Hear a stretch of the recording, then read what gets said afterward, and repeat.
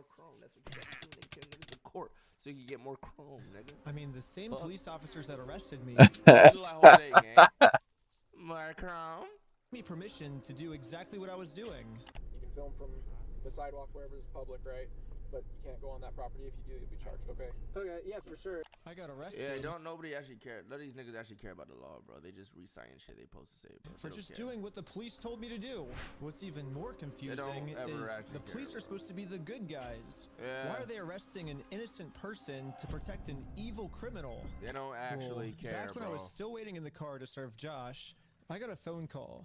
And this call was from Brian, the collector's son, who got all their stuff stolen. And he has a theory of what might be going on here. Yeah, the cops down there are definitely all in with the Mormon community, and being the bricks and minifigs is part of that and worth millions. I would not doubt that they have donated hefty sums to the Mormon church, of which all the cops are probably a part of. Yeah, Brandon Best, Joshua Johnson, and Eamon, the CEO, are all This some Mossad shit. Like this is dead some Mossad shit. The Mormon University. And when I looked up all the police officers who were treating me unfairly, they were all Mormon too. And they take care of their own, man. They're like a huge clan that takes care of each other. And instead of trying to get rid of the few bad people who are making Mormonism look bad, they're for some reason choosing to protect these criminals. Yo, this is a fucking gang. It's a fucking clan, yeah, with a K, nigga. Clan, nigga. Eventually, clan. Out of jail now? Where's they out? With a badge, the gang. justice system has decided to protect these criminals. So now, there's really only one way I can think of to get this family the money back that got stolen from them. Sue the police. Is a GoFundMe. Oh.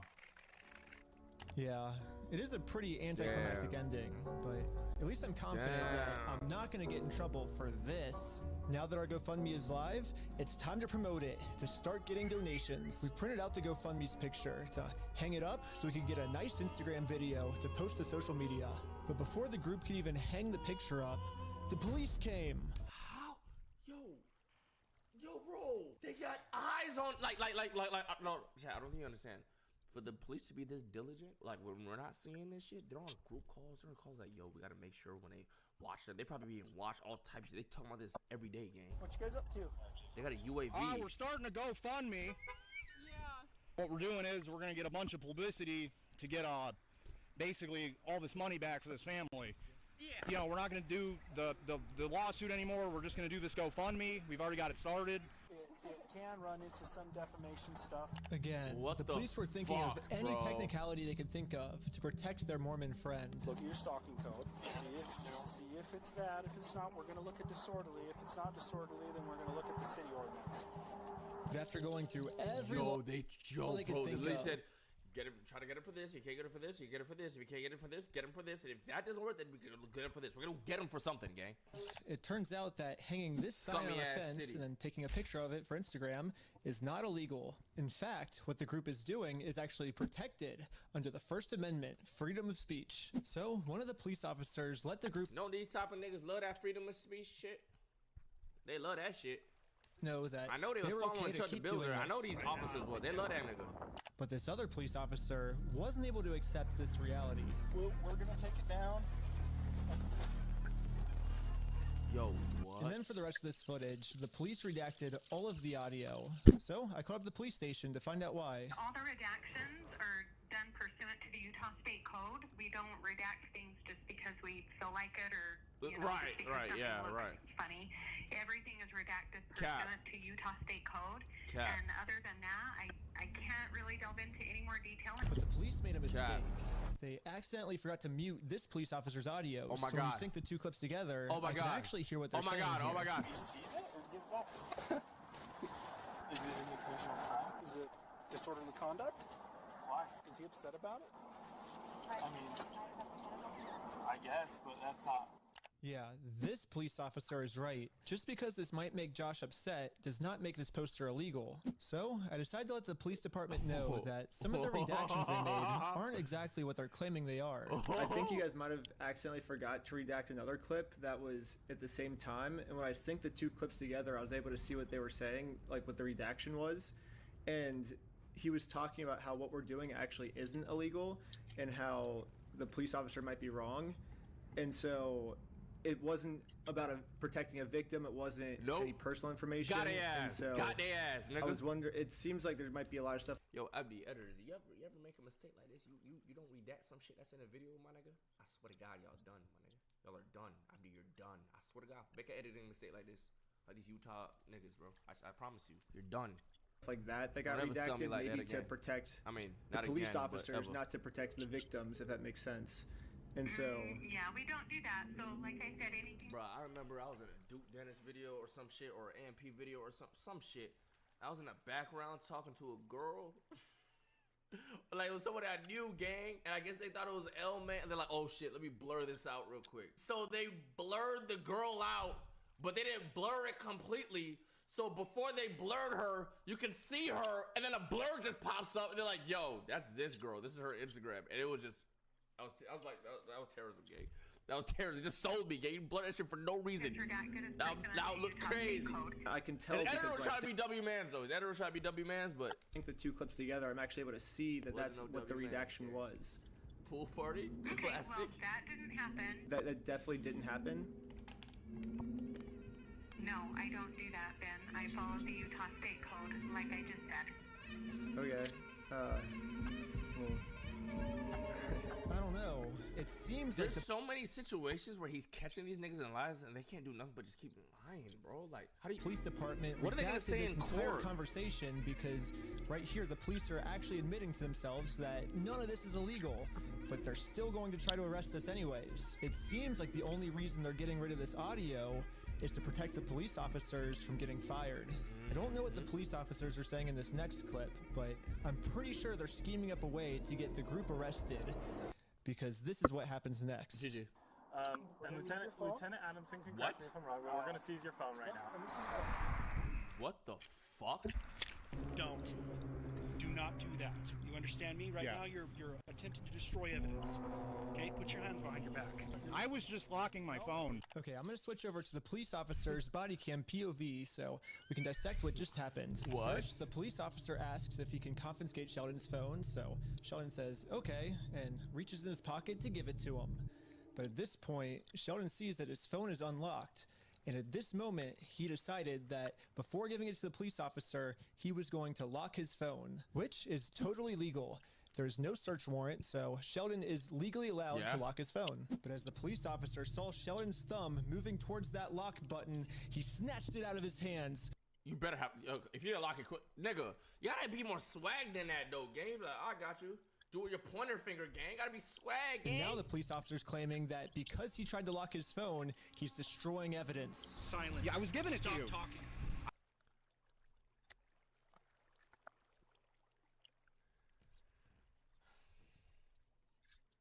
I ain't gonna lie, bro. Every day I be thinking sometimes like maybe people aren't really that bad. It's just perspectives and people in context and people this and people that. No, people are just bad people. There's just bad people out there, bro. There's just bad people. There's no point of view. There's no perspective. It's just bad people, gang. Like, just is what it is, bro. I was giving it to you. Okay. It's on my money. Look, it's on my wallet. I was turning it off. Right now, this phone is being seized as part of this investigation, and you're being arrested. Okay, let's put him in the back of the car. These niggas doing this video game, gang. And again, the police decided to break the law, arrest Sheldon, all to protect an evil criminal. That's so crazy, bro. That's so crazy, bro.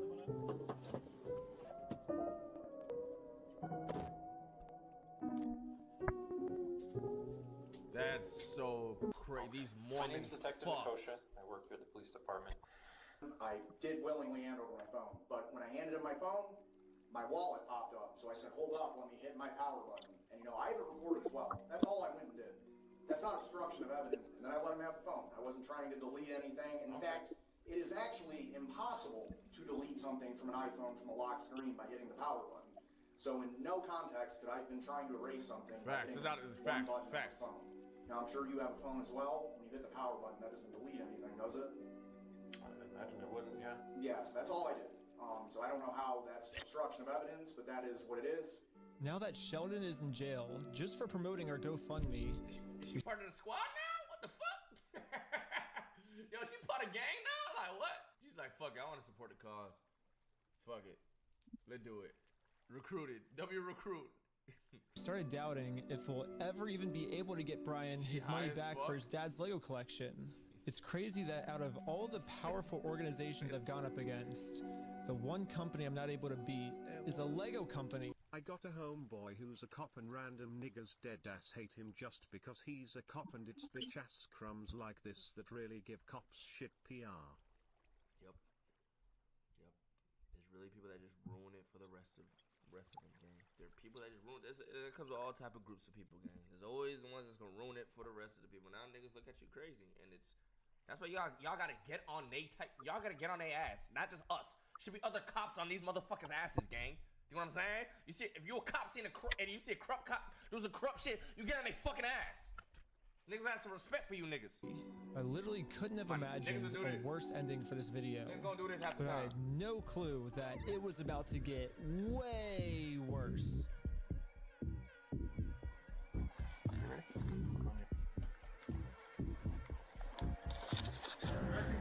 That's so crazy. What the fuck? What the fuck? Make yourself known. Search warrant. Stand up. What the fuck? Step outside, everybody. Come on. What?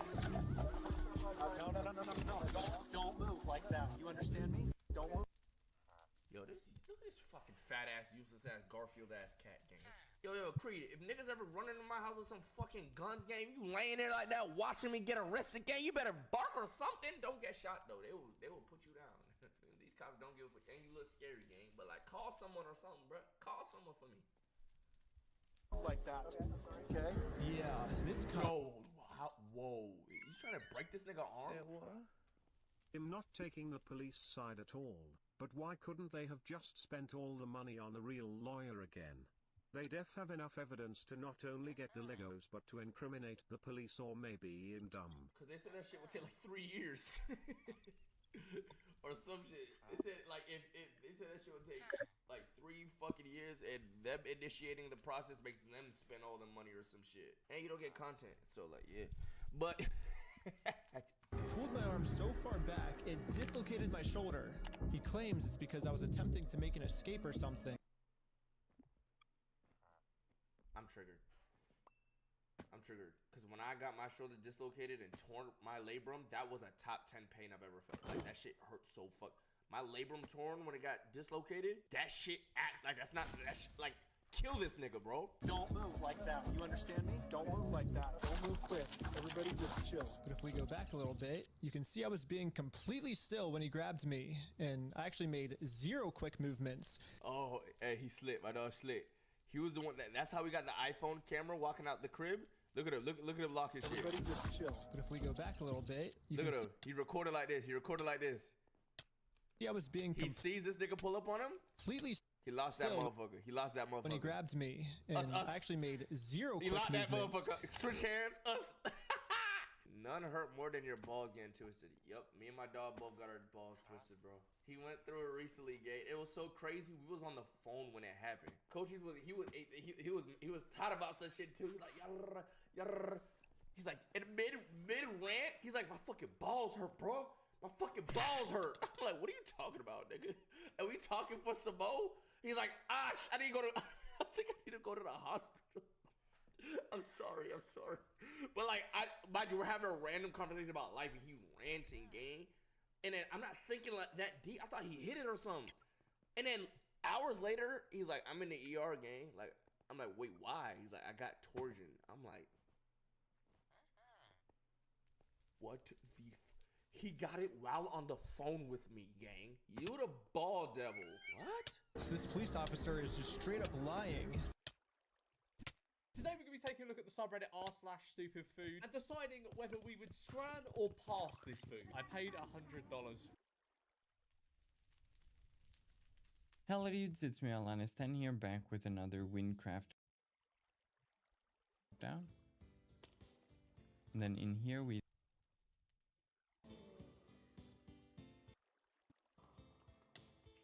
this thing and drop down over this way. and then we speak to this citizen right here. And then we can go across here and step on this thing and drop down. And then in here we run through.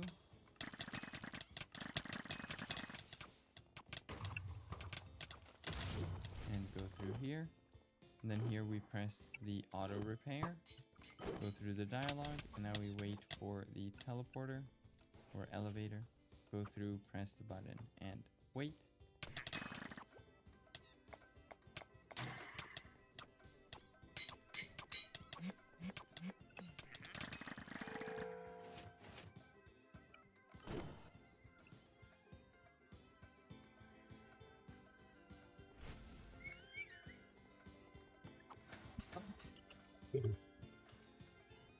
There we go. Now we exit. And now we can speak to the citizen again. There we go. Now we walk over here toward the docks. Sure, bro. Here's the thing, though. I have been questing. Here, we go and speak to this citizen.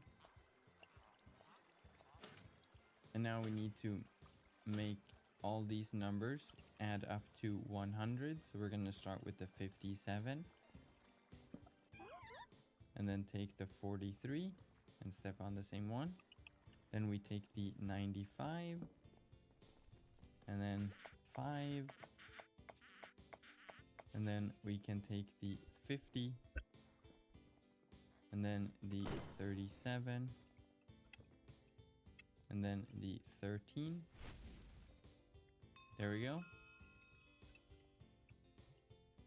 Now we just wait a little bit for some dialogue. Now we speak to the citizen. And there we go.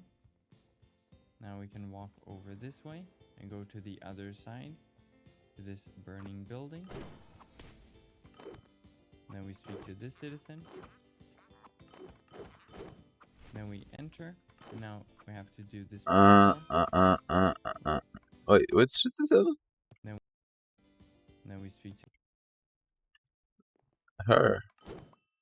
Didn't I already speak to her? I already spoke to her. Wait, where is she again? Is she here?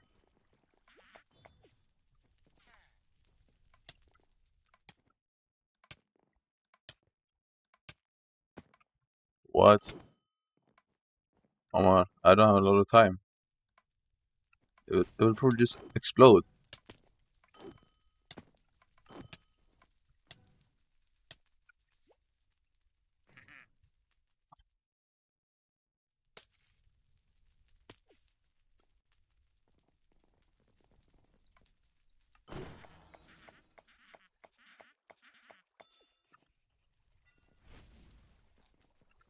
Follow the thread of blood close to the castle. To this citizen.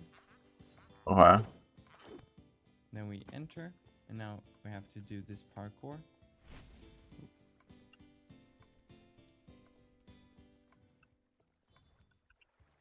Oh shit, there's blood right here. Okay. And then we go up here, and there we go. Now we just wait for some dialogue. There we go. Now we can go around and speak to the citizen again. And there we go. Now we go over this way. And we go up these stairs. And then we walk over here. And we follow this sort of blood pattern. Jump across. Jump. Jump. And climb this roof. Jump. Oh my god. Oh shit, continue to the hideout. And then here we walk onto this little airship and press the button. What's happening?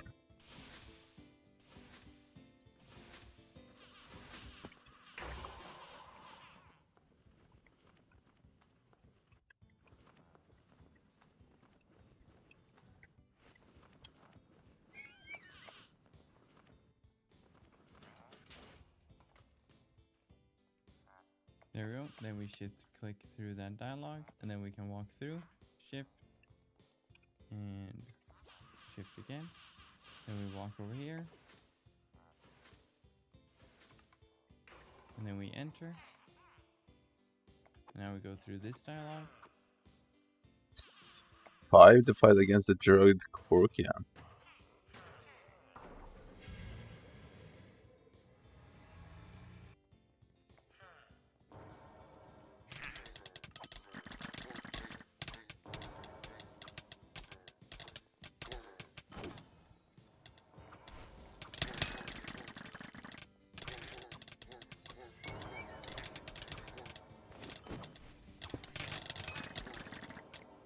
Oh my god, what is happening? Here we just have to survive for a minute.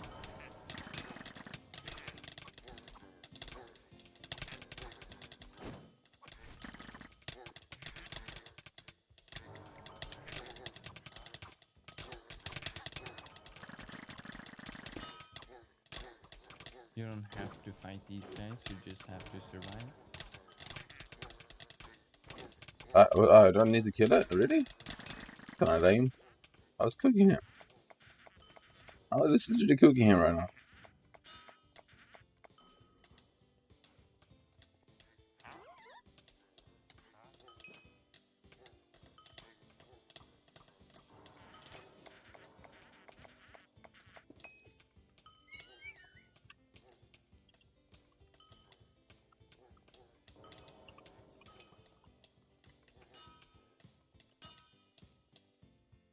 And there we go. Now we go through the dialogue.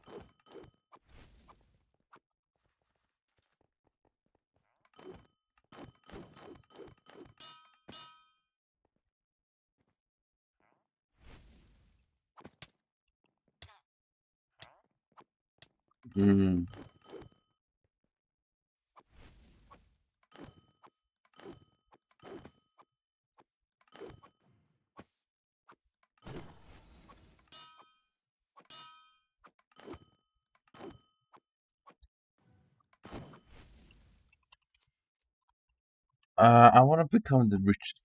Is that difficult here? Probably. It's probably pretty difficult because people are like 10 years ahead.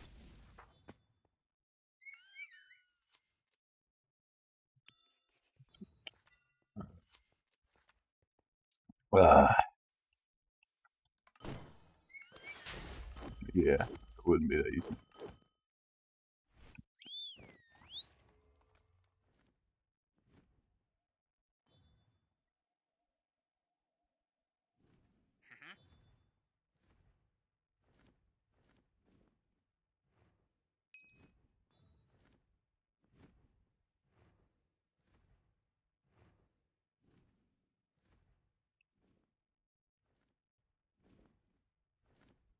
Wait, I should probably use something else to get there. No, I actually don't have anything else. Well, I should use something else because I'm gonna run out of energy.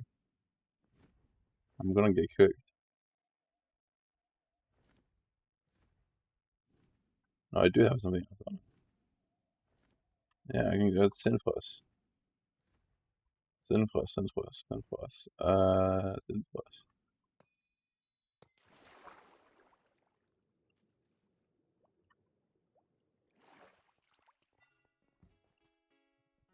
Where?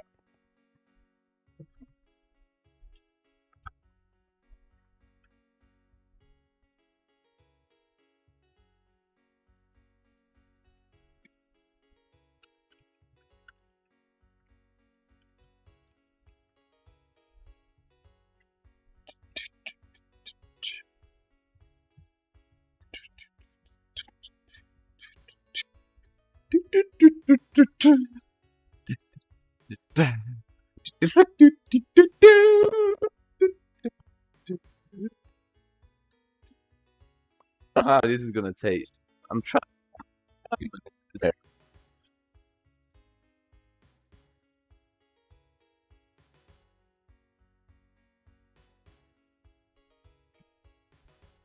What can go wrong? My question. Fuck knows, man. There's only 3. There's only 3 of these, bro. What the fuck? What?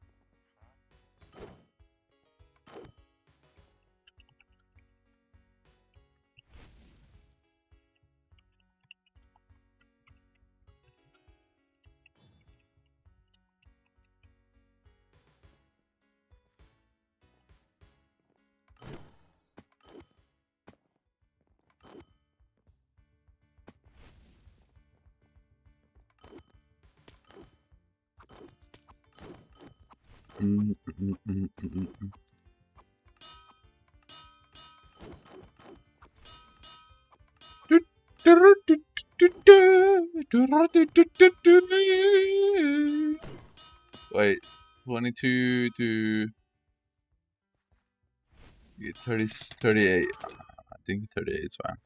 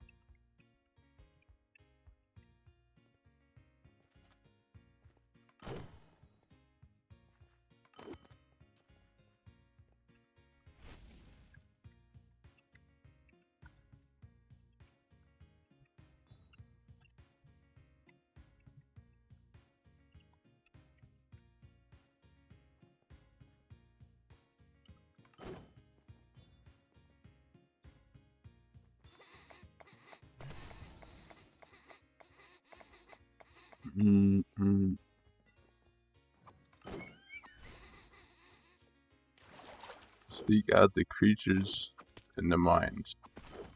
Okay, sure. I'll do that. You got me, bro.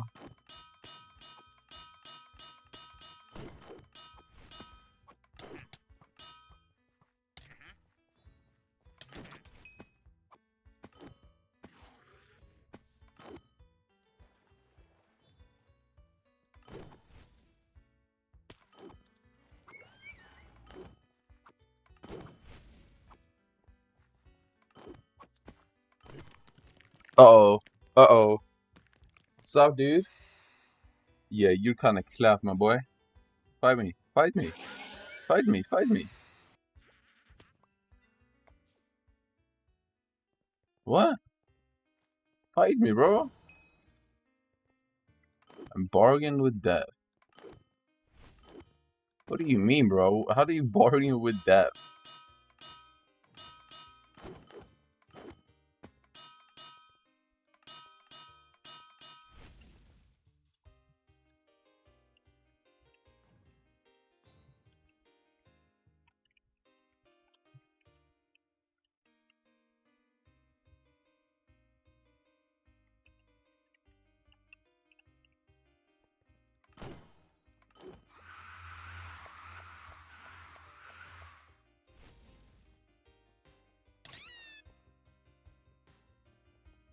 Bargain with death.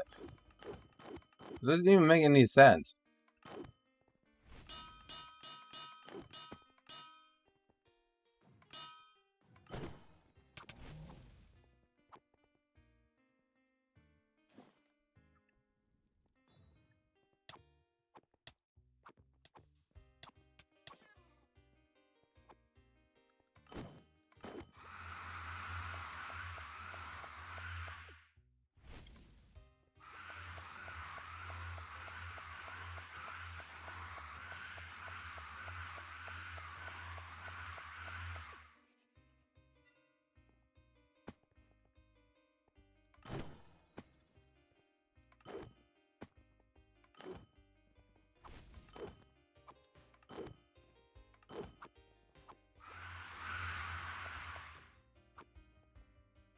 How did I escape the mansion, sir?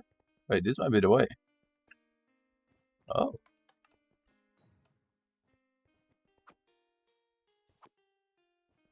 Wait, is it the way?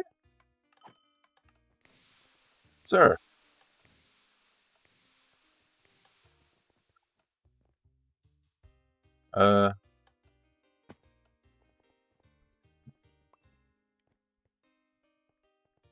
Wait, is it the tower? I don't believe this. Let me search this. Beyond the grave.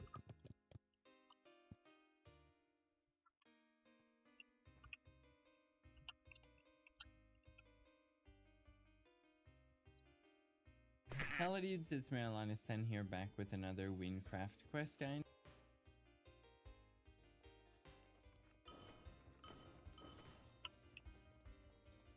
And enter Death's Mansion. And then here we go through the dialogue. Then we go up here and go over to the right and go over this way. And then here we meet Death and talk to him. And then we go up and talk to him.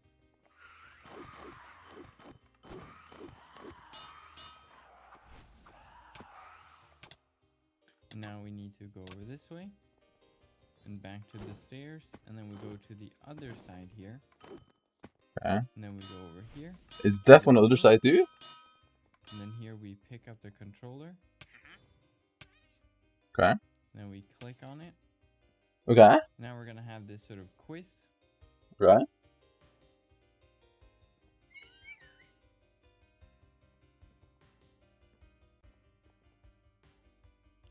So now we have to choose the option more questions. You know that you're looking at it by getting this sort of glowy effect. And then you just click. And then here we do death. And then here we... What?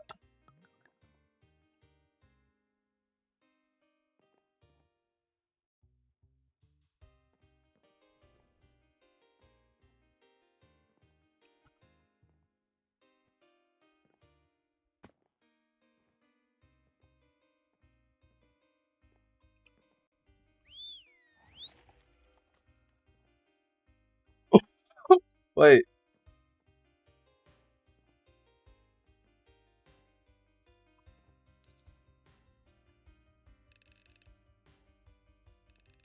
Okay, what is happening? I am drunk as shit and all of this is going wrong.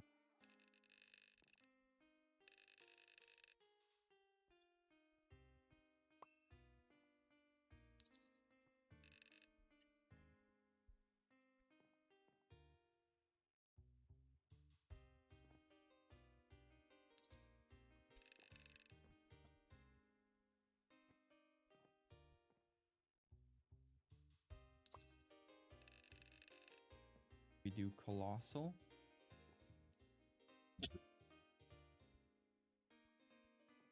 And then we do Urlock. And then here we do the option Kira. And then we do Rodarock.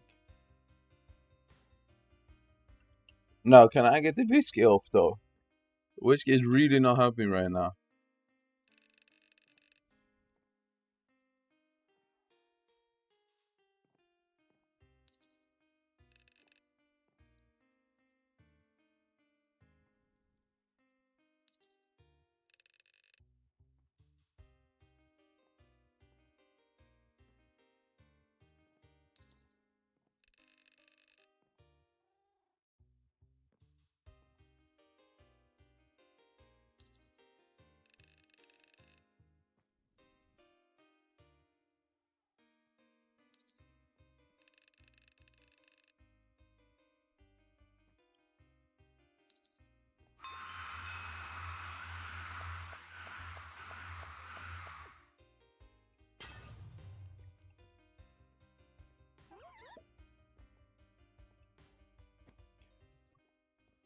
Then we can just jump out and drop down. And then we walk over this way.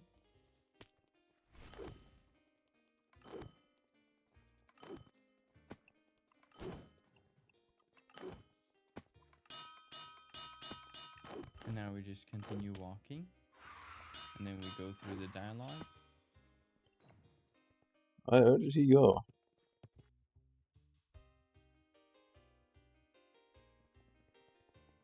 Wait, he went the other way. What? Why?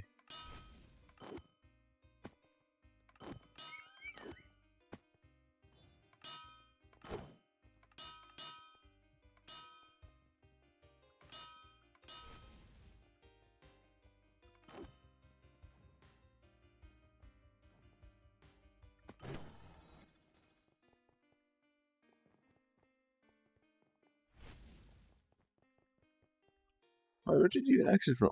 And then we go over this. And then we go through the dialogue. And then we go over this way. And then this window will have opened up. And then we can just jump out and drop down.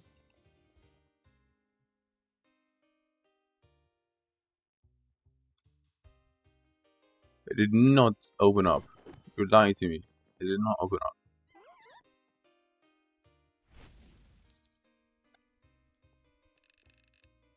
I got good memory though. I remember everything.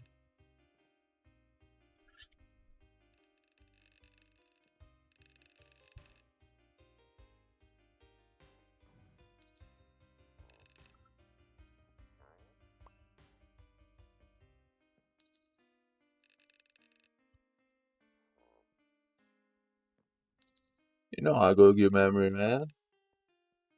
Is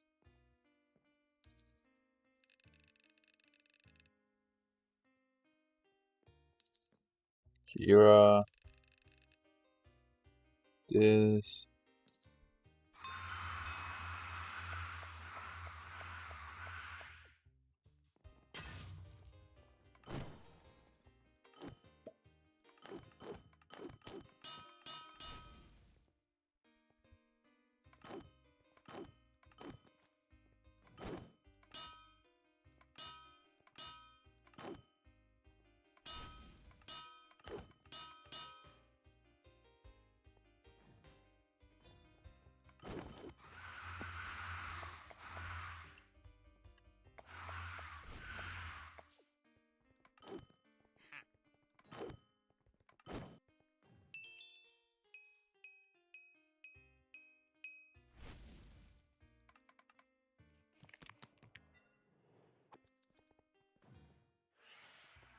Can I go AFK?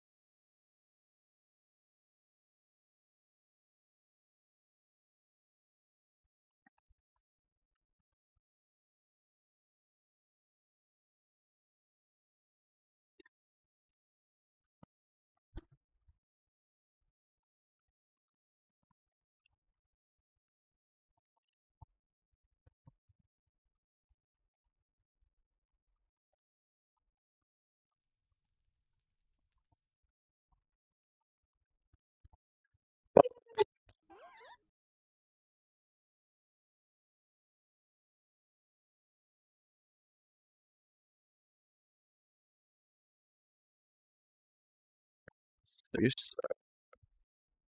Yes, sir.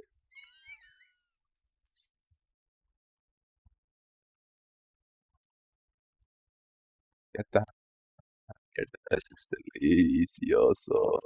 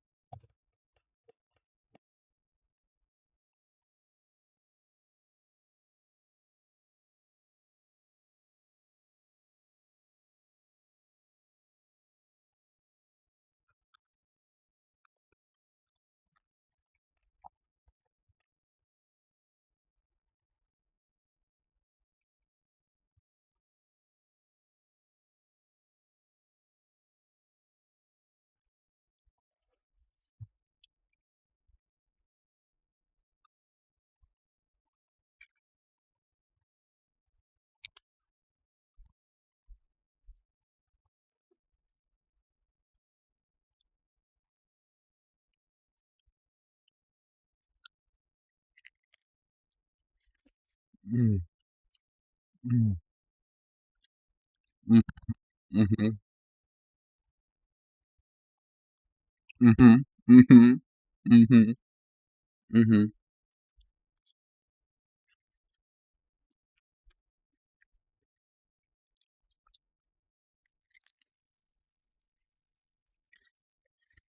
Mm. Mm. Mm. Wow.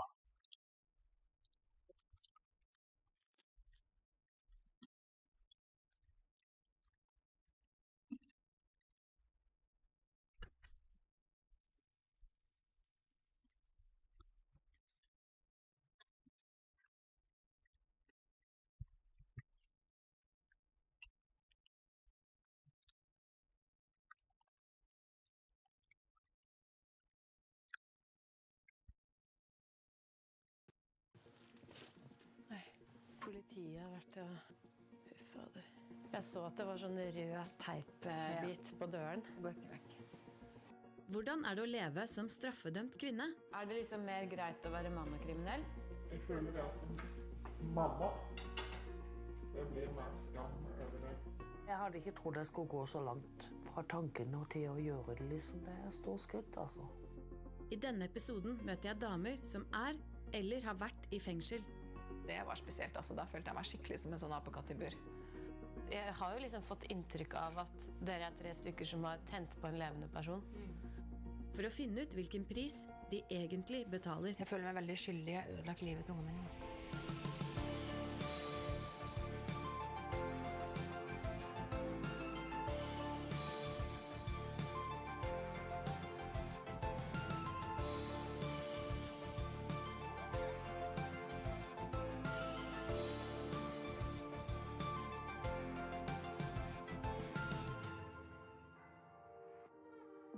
I Norge tar de fleste av oss friheten vår for gitt. Og det gjør jeg også. Jeg kan ikke forestille meg hva et fengselsopphold vil gjøre med livet mitt. Men 6% av alle innsatte I Norge kvinner. En liten gruppe vi sjelden hører om. I denne episoden skal jeg møte personer som på hver sin måte må leve med det å være straffedømt. Og her på Tøyen skal jeg møte den kvinnen som kanskje vet mest om nettopp dette. Janne, Veronica. Hyggelig. Veronica Orderud ble rikskjendis da hun ble dømt til 21 års fengsel for medvirkning til drap I 2002. I dag har hun sonet ferdig straffen sin, men fortsatt opptatt av hvordan kvinner har det I fengsel. Og hun en av få som villig til å snakke om det. Når man ferdig med det, så man veldig ferdig med det. Ja. Og så det jo også noe med at man liksom litt redd for det stigmaet også, sånn I den grad at man ikke offentlig kjent, så ønsker man jo ikke å stå frem og fortelle Gud og hvermann at man har sittet og sonet en fengselsdom, ikke sant? Fordi at man jo redd for at det kan ødelegge for en, da. Ja. Hvorfor stiller du opp da? For meg det jo litt annerledes, fordi at utgangspunktet mitt jo på en måte at de fleste vet hvem jeg og vet at jeg har... Din historie litt annerledes, sånn sett. Ja, ikke sant? Og så det også litt at jeg føler litt på det ansvaret også, at hvis på en måte ingen sier noen gang, så vil det jo aldri bli noe bedre. Veronica har sonet 16 år, men hun har hele tiden hevdet sin uskyld og jobber I dag med å få saken gjenopptatt. Det var litt før klokken 11 I formiddag at politiet I Sørum da fikk melding om at 3 personer var drept på sin bolig, en gård som heter Orderud I Sørum. Ekteparet Orderud og deres datter ble funnet drept I pinsen 1999, og Veronica og hennes daværende ektemann Per ble dømt til lovens strengeste straff. Det ble aldri klart hvem som avfyrte de dødelige skuddene, og saken regnes fortsatt som uoppklart. Hva det de årene I fengsel, hva har det gjort med deg? Nei, jeg har jo sikkert blitt sær, glad I å være alene, og samtidig så forsøker jeg å se det positive I det da. Og jeg tenker at jeg har lært utrolig mye, og fått masse erfaringer, og truffet en hel masse mennesker som jeg aldri hadde truffet under normale forhold da. Hva var det som overrasket deg mest? Jeg tenker det var vel I det hele tatt det at man setter kvinner inn I mannsfengsler, tror jeg. Ja. Det ante jeg ikke. Og så ante jeg vel heller ikke at det var så store forskjeller. I den grad det finnes miljøer I dette samfunnet som virkelig ikke har begreper om likestilling, så rager det kriminelle miljøet ganske høyt på den listen, altså. Ja. For det ingen kvinner som sitter på pengene eller sitter på posen. Nei.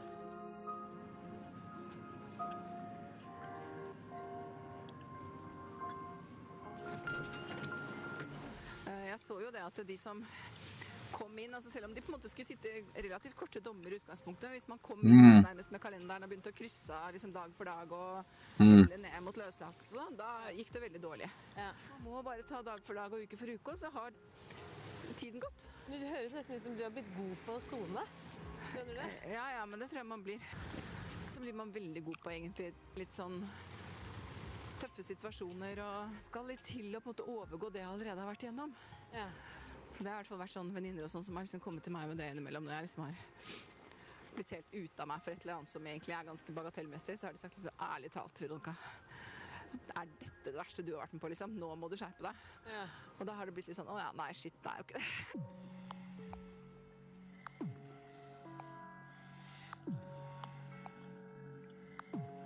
Her det kryssord. Jeg var innmari god på det, vet du, når jeg satt inne. Ja. Da var jeg skikkelig råtass på kryssord, men da gjør man det jo hele tiden. Okay. Så da var jeg veldig flink, men nå har jeg falt helt ut, så jeg tenkte at jeg bare skulle freshe opp hjernen litt da. Ja. Hvor gammel var du når du ble satt i varetekt da? I 99. Ja. 27. Så du var så ung? 27? Ja. Boho. Det veldig mange som lurer på hva det du savner når du sitter inne og bak de murene og på en måte ikke har mulighet til noe som helst. Og så tenker folk at det du savner liksom luksus eller reiser til sånne eksotiske steder. Men det jo ikke det. Det jo liksom de helt sånn nære, hverdagslige tingene. Det sånne helt basic ting. Veronica sonet flere år av straffen sin i Skien herrefengsel. Det finnes for få soningsplasser for kvinner i Norge, så mange må derfor sone med menn. Hvordan var det å komme til Skien da? Altså, akkurat når jeg kom dit så var det veldig spesielt, for da var det jo 30 menn, og så skulle det i utgangspunktet være 6 kvinner, men jeg var jo den eneste i en periode, og det var spesielt. Altså, da følte jeg meg skikkelig som en sånn apekatt i bur. Det var jo på menns premisser. Alt var på menns premisser hele tiden. Både verbal og til en viss grad også fysisk trakassering. Altså sånn klapsing og klyping og måten de snakker til deg på. Altså kvinner blir så veldig kjønnsobjekter da. Forskning viser at flertallet av kvinner i fengsel har en forhistorie med seksuelle overgrep, og mange sliter psykisk. I tillegg det flere rapporter som dokumenterer at kvinner har langt dårligere soningsforhold enn menn. Den siste sommeren jeg satt på Bredtvet, så var det jo 18 selvmordsforsøk. Altså det 45 damer der. Det var 18 selvmordsforsøk, og det var 1 gjennomført selvmord. Hvorfor snakker vi ikke om disse tingene? Hvorfor snakker man ikke om kvinner? Hvorfor snakker ikke kvinnene selv? Vi har så masse flotte, sterke kvinner i Norge. Så mange kvinnelige politikere, kvinner i maktposisjoner. Og så det så få kvinner som kjemper for, i gåseøyne, de som dårligere stilt. Vi snakker jo om sosiale problemer, vi snakker om å ta vare på alle skal med, men så fort da den samme gruppa havner i fengsel og liksom bak murene, så de på en måte glemt.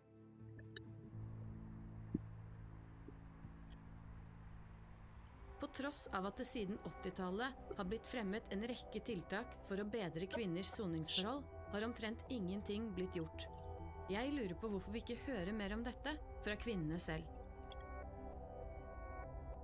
Jeg har fått muligheten til å besøke et fengsel i Sandefjord. Midt i den lille byen ligger nemlig et av landets kvinnefengsler, som skiller seg fra de store fengslene på Østlandet. Jeg jo veldig spent på hvem disse damene her Jeg har aldri møtt en dame før som soner i fengsel. Jeg har veldig mange spørsmål. Men nå i første runde så skal jeg liksom i hvert fall møte disse damene og prøve å høre om ikke de har lyst til å fortelle sin historie.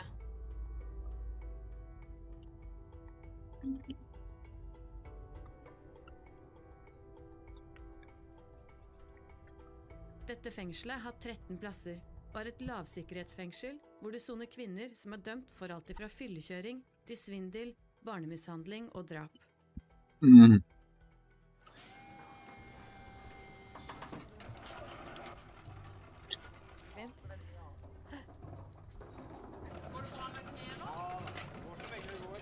Blir man motivert, eller blir man veldig umotivert av å se alle disse her? Jeg vet ikke helt.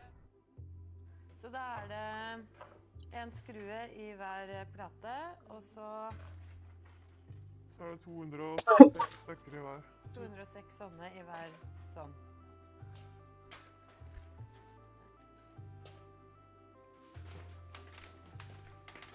Bare gå forbi, du kommer ikke med. Du har mitt ord på det. Jeg tar deg hånda på det, altså.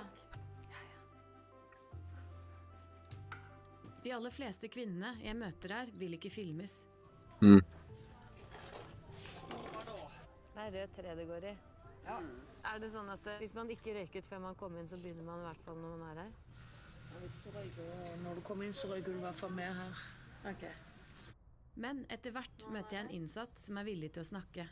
Hun heter Kari og soner en dom på 10 år. Jeg har 1 år og 11 måneder igjen, så jeg har søkt meg til Sandmark fengsel da. Har du det? Ja. Overgangsbolig. Overgangsbolig? Ja. Jeg venter bare på svar derfra. så fort så I løpet av sommeren, tenker jeg det kommer. Ja. Så,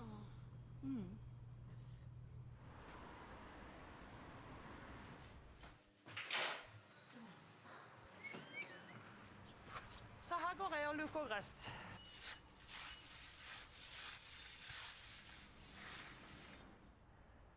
Hvorfor sitter du her? Jeg sitter her fordi at jeg har drept stefaren min som seksuelt misbrukte de 2 eldste barna mine. Så derfor sitter jeg her. Nei. Det noe du snakker høyt om, eller? Jeg åpen om hva jeg sitter for. Jeg ringte inn og meldte meg selv, altså jeg har ikke... Jeg har ingen måte sagt at jeg var uskyldig, liksom. Jeg har sagt hele tiden jeg er skyldig, så ja. Why do you get 10 years in jail for that? Jeg blir jo veldig nysgjerrig på å høre hvordan du gjorde det, da. 5. september om morgenen. Så ringte sammen med eldste datteren min, ringte meg. Og hun fortalte da at han hadde seksuelt misbrukt henne mange ganger. Så da gikk det bare flagg ned for meg. Og så tog jeg en kniv, og så tog jeg skuteren min og kjørte til der hvor han og mamma bodde. Så jeg bare gikk inn, og så stakk han 21 ganger med kniv. I maven? Overalt. Bryst og rygg. W. Ja. Shit. Ja. Det ganske forferdelig. Det jeg har gjort, men ja. Jeg får ikke gjort så mye med det nå. Jeg må liksom bare tenke nå er slutten av soninga og komme meg videre, liksom. Kari ble dømt til 10 års fengsel for drapet på stefaren. I retten forklarte Kari at hun selv også var blitt misbrukt av ham, og dette ble lagt til grunn slik at hun fikk en mildere straff. Jeg hadde ikke trodd jeg skulle gå så langt. Jeg hadde ikke det, men det, Fra tanken og til å gjøre det, liksom, det er stort skritt, altså. Da. Det var som en svart klapp bare gikk rett ned, altså. Jeg bare fokuserte på en ting, og det var å ta han. Det var det jeg skulle gjøre. Det gjorde jeg. Nice. I'm proud of her. She did the right thing, in my opinion.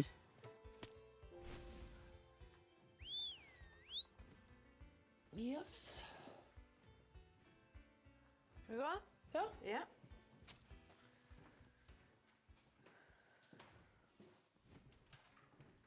To dager i uken kjøres Kari til et herrefengsel i Tønsberg, hvor hun får dyrke grønnsaker sammen med noen av de mannlige innsatte.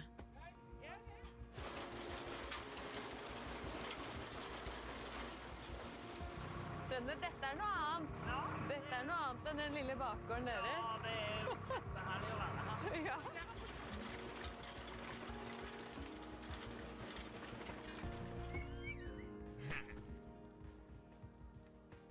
Hva har du lært da? Med tomater?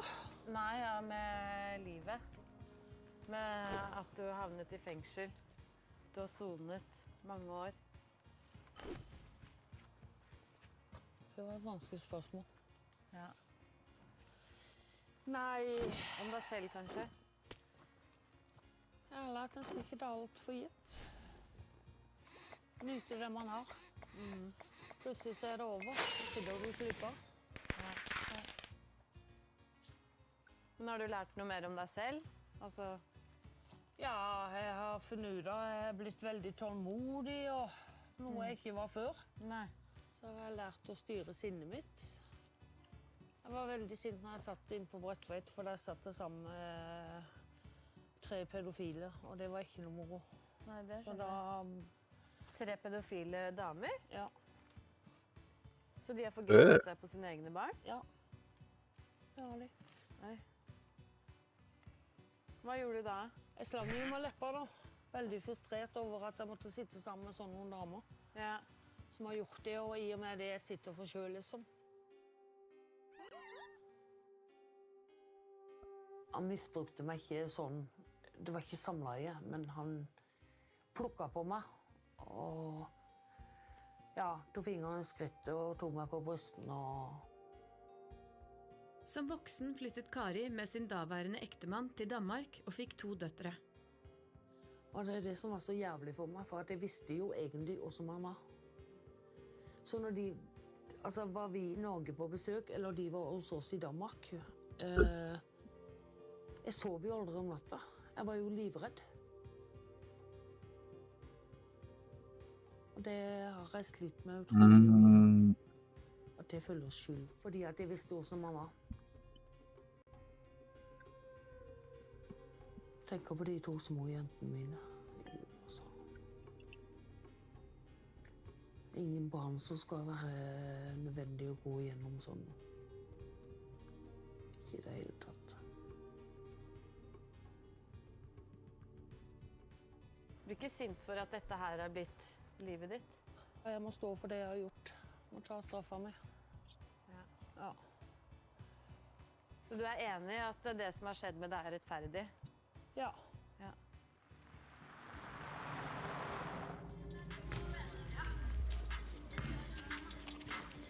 I wish she was released.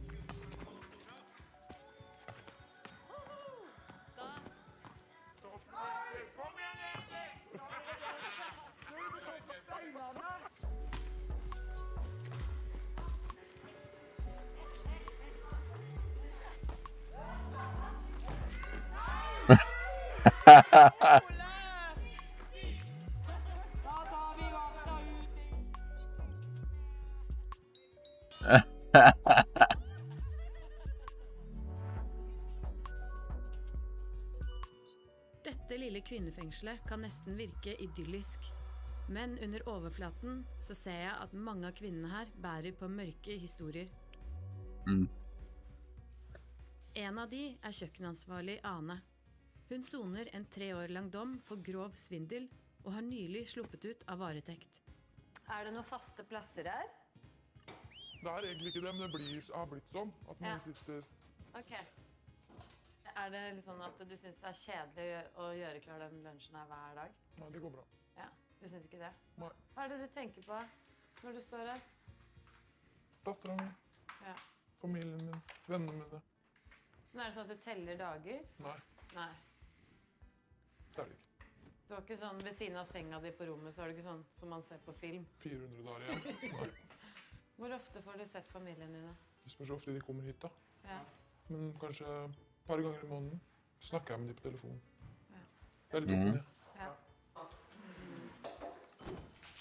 Er det liksom mer greit å være mammakriminell? Jeg føler det at mamma, det blir mer skam over det. Ja. De fleste partene er mamma. Ja. Du skal være forberedt på ungen din. Men så er det vel det at kvinnfolk, jeg føler at de må skjule det mye mer enn mannfolk. Der er det litt mer akseptert sånn sett. Men oss damer... Yo, this is W movies, bro. Merker jo det, at det er veldig mye mer... Det er veldig vanskelig å få dere i tale. Altså, dere snakker jo anonymt alle, men det er mye skam knyttet til det å være innsatt og kvinne.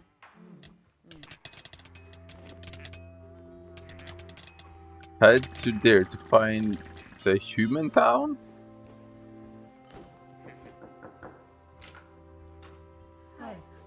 I dag er det første skoledag for Anes datter.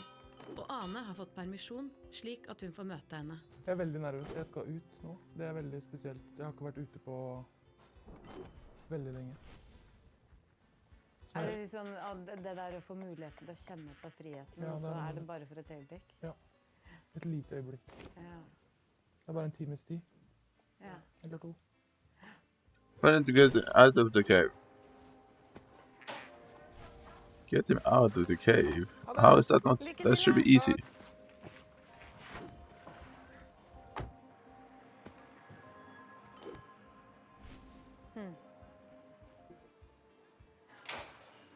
Går jeg ut av porten? Ifølge med en fengselsbetjent har Kari fått fremstilling, slik at hun kan være med og handle garn til fengselets systue. Hvordan går det for tiden da? Jeg er litt lei. Litt deprimert. Er det det? Ja. Har veldig lyst til å bli ferdig. Ja. Hva det som får deg til å bli positiv igjen da? Nei, det barn og kanskje kjæreste. Hæ? Har du kanskje fått deg kjæreste? Ja. Har du? Ja. Hvordan har du klart det, ja? Nei, jeg var på Facebook, og så det ene kjenner jeg fra Danmark. Ja. Og så begynte vi å skrive. Han vet at du sitter inne? Ja, han vet at jeg sitter inne og hva jeg sitter for. Ok. Men det må jo gjøre deg litt glad, da? Ja, det gjør det. Det gjør det. Ja. Begynner å smile når jeg tenker på han. Ja. Ser det. Det er veldig koselig. Så, ja da. Det er kjempemoro. Det her vi skal? Her skal vi inn på Nilje. Her Nilje. Så Nilje dere kjøper garn, ja? Ja. Return to the gate and inspect the loud noise.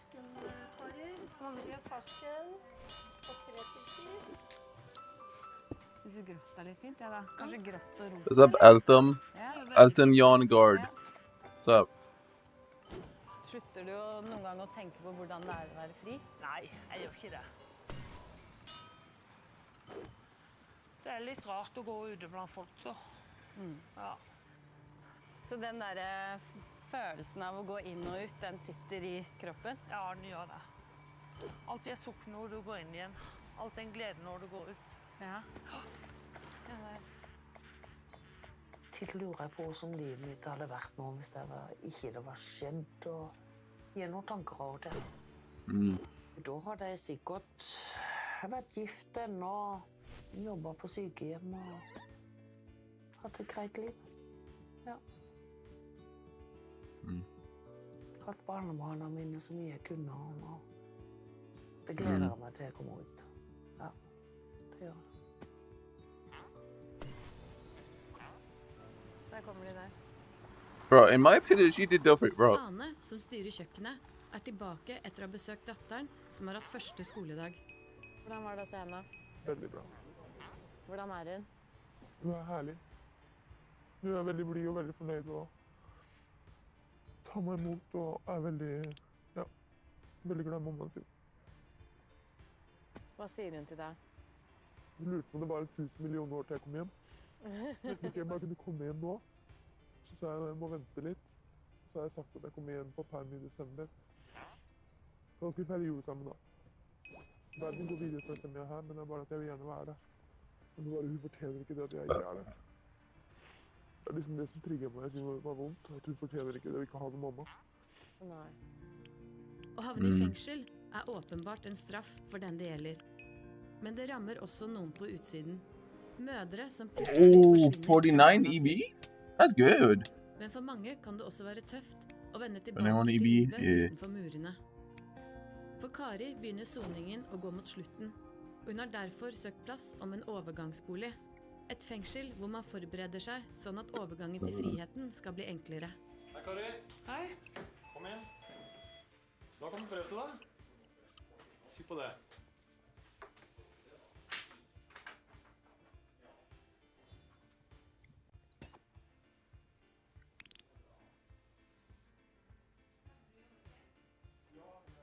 Der ser du hva det står, ikke sant?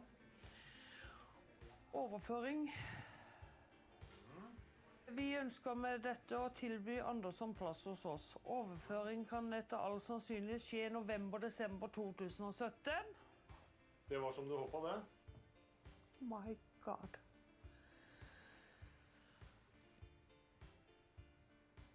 Wow. Da ble jeg glad. Nå begynner jeg nesten å gråte. Jeg skjønner at det er en viktig ting for deg. Det er veldig viktig. Det er liksom slutten av fengselslivet det her, ikke sant? Så bra. Da trenger jeg bare underskriften din. Ja. Så har du fått den beskjeden. Må jeg ut og ha med røyk? Girls!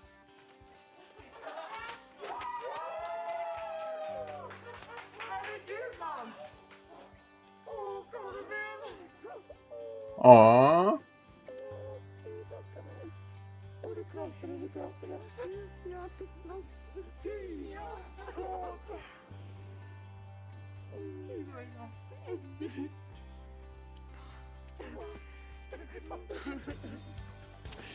Herregud!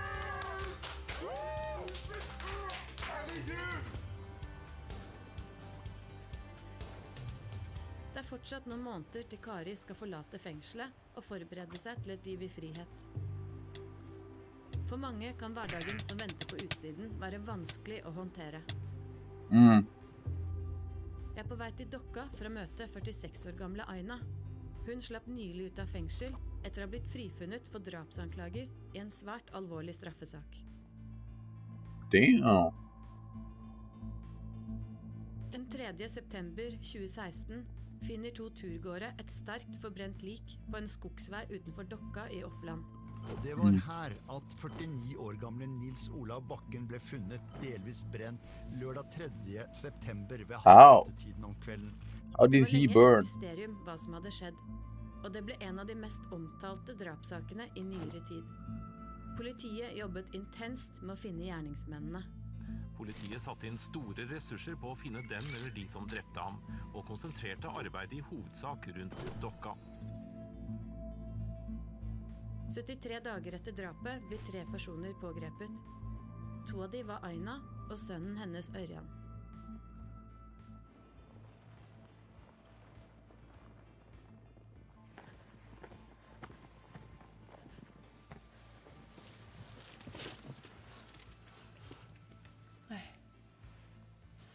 Politiet har vært og...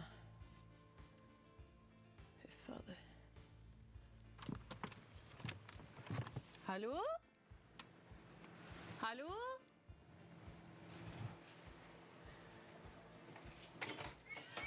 Hei! Nei! Velkommen. Ja, takk. Jeg så at det var sånn rød... Where's the citizens, bro? What the fuck am I looking for? Det sant? Det går ikke vekk. Fy Folk fader. er til veggen nå.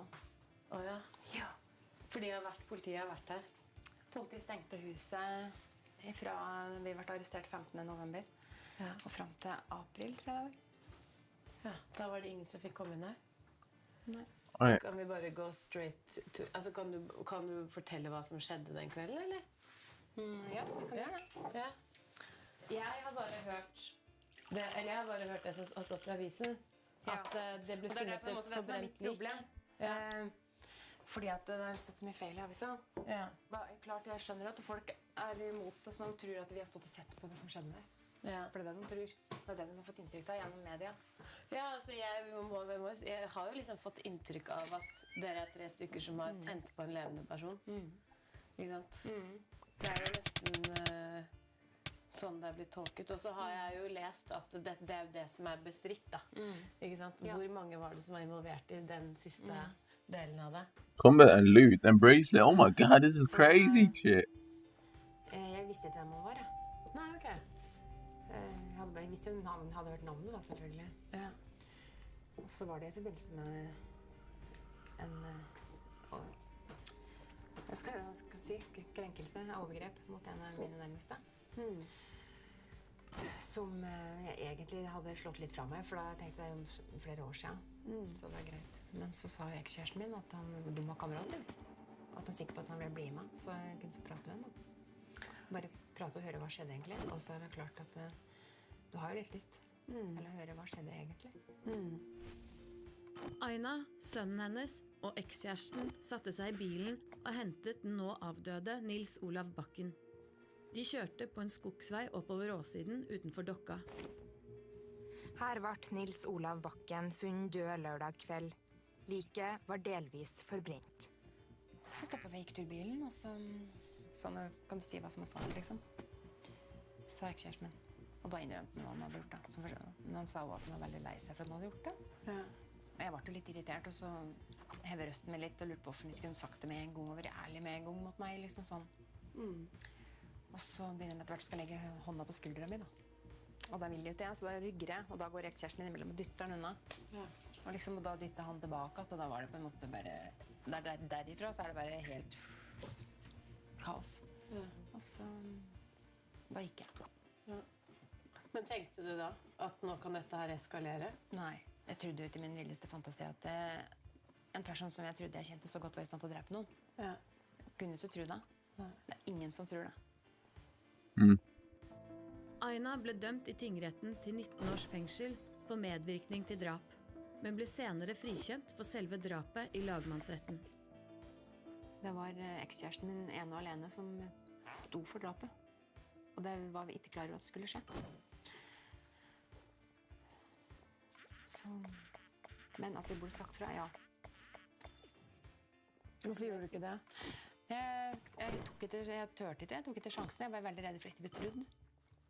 Og så var jeg veldig redd for hvordan hun skulle bli sagt. Om kanskje ekskjæresten min skulle forklare seg på en sånn måte som for å dra meg skikkelig inn i det. Inspect anything beyond the eastern exits. What do you mean? There appears to be a cave up above. What?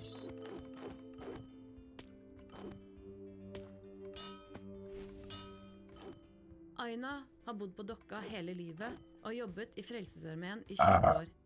Hun har også 7 barn i alderen 5 til 27 år. Hun har nå sittet i fengsel i 13 måneder. Selv om hun ble frifunnet for drapet, har hun fått en straff på 2 år for kroppskrenkelse. Denne dommen er anket. 1 år borte fra barna. Det var det som var helt jævlig, egentlig, til å begynne med. Nå står det fortsatt leker her, etter gutta var her. Men egentlig skal jeg på lekerommet. Da Aina ble fengslet, måtte de 3 yngste barna hennes plasseres i fosterhjem.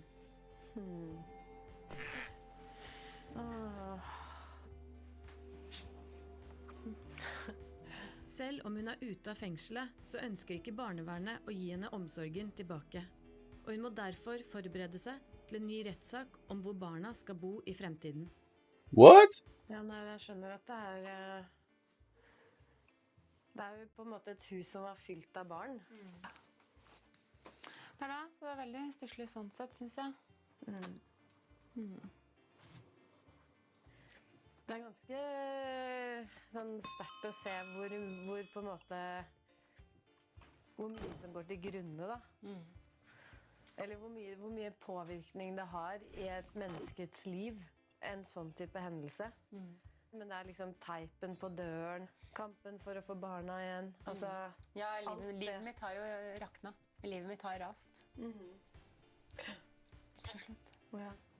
Jeg føler meg veldig skyldig. Jeg har ødelagt livet til ungene mine. Fordi at jeg rådte meg bort i han og hele situasjonen. Så det er veldig vanskelig. Hvordan er det å bære med seg? Nå er liksom jeg tøyt å kjenne på alt for etter det med barnevernssaken nå. For hvis det skulle gå gærent med barnevernssaken, så vet jeg faktisk ikke helt hva jeg skal gjøre for å...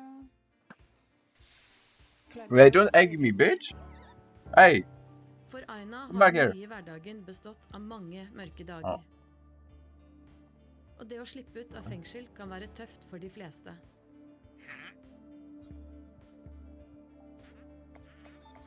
Kari, som har sittet mange år i fengsel, har fått plass ved en overgangsbolig, så hun kan forberede seg til et liv i frihet.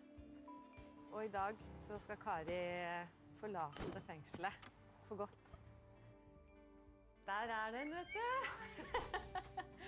Hvordan går det? Jo, takk. Det går bra. Ja. Ja? Det gjør det. Ja. Hva tror du blir den største overgangen? Nei, det blir vel det å skal stå på egne bein og klare ting selv, finne ut av ting selv, som ikke jeg har gjort på over 5 år. For du får liksom sånne trygge forhold her inne, ikke sant? Ta ikke beslutninger selv nesten. Nei, hva er det du bestemte sist i ditt eget liv? Hva er det du var... Jeg husker ikke, Janne. Nei. Jeg husker ikke, rett og slett. Det er det. Ja, det blir rart. Det gjør det. Du får begynne med å bestemme deg for hva du skal til middag, da. Ja. Pumper. Pumper, ja. Pumper. Det er greit. Det var en avgjørelse. Ja. Så kommer det mange flere. Tenker du at du er liksom, at du kan ha blitt en sånn soningsskada? Ja. Hvis det er litt evne til å prate sånn lengre samtaler, liksom. Veldig stille og blitt veldig stille og rolig og kanskje litt innesluttet. En ting jeg har glemt å spørre deg om, det er hvorfor du ville være med på det her. Nei, fordi jeg vil stå fram som kvinne i fengsel, og så vil jeg stå fram i saken min. Så folk forstår hvorfor jeg gjorde som jeg gjorde. Why did I just get jailed for trying to get into the house? Or the ship? Like, bitch, fight me, fight me, fight me. You want? Fight me, pussy. Fight me. Fight me.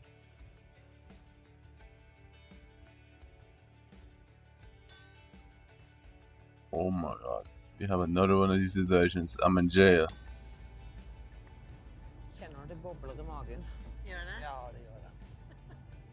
Veldig spent. Ja. Hva tenker du blir den største utfordringen din, Kari? Nei, det blir vel det å skal venne seg til samfunnet igjen og ja, leve normalt. En overgangsbolig er et slags kollektiv med andre som også avslutter lange dommer. Her får de muligheten til å jobbe og forberede seg til hverdagen utenfor fengselet. Men de skal fortsatt sone en straff med strenge regler og vakthold. Hei, Kari. Kari, ja. Frakkering. Hyggelig. Velkommen. Jo, takk. Hei. Dette er ditt Her skal jeg bo. Ja. Herregud, så rart. Ja, det blir kjemperart. Ja. Det gjør det, altså. Ja, det vil jeg tro. Og det er jo en overgang, vil det jo være med alle disse tingene, men det tar vi bare et steg av gangen. Ja.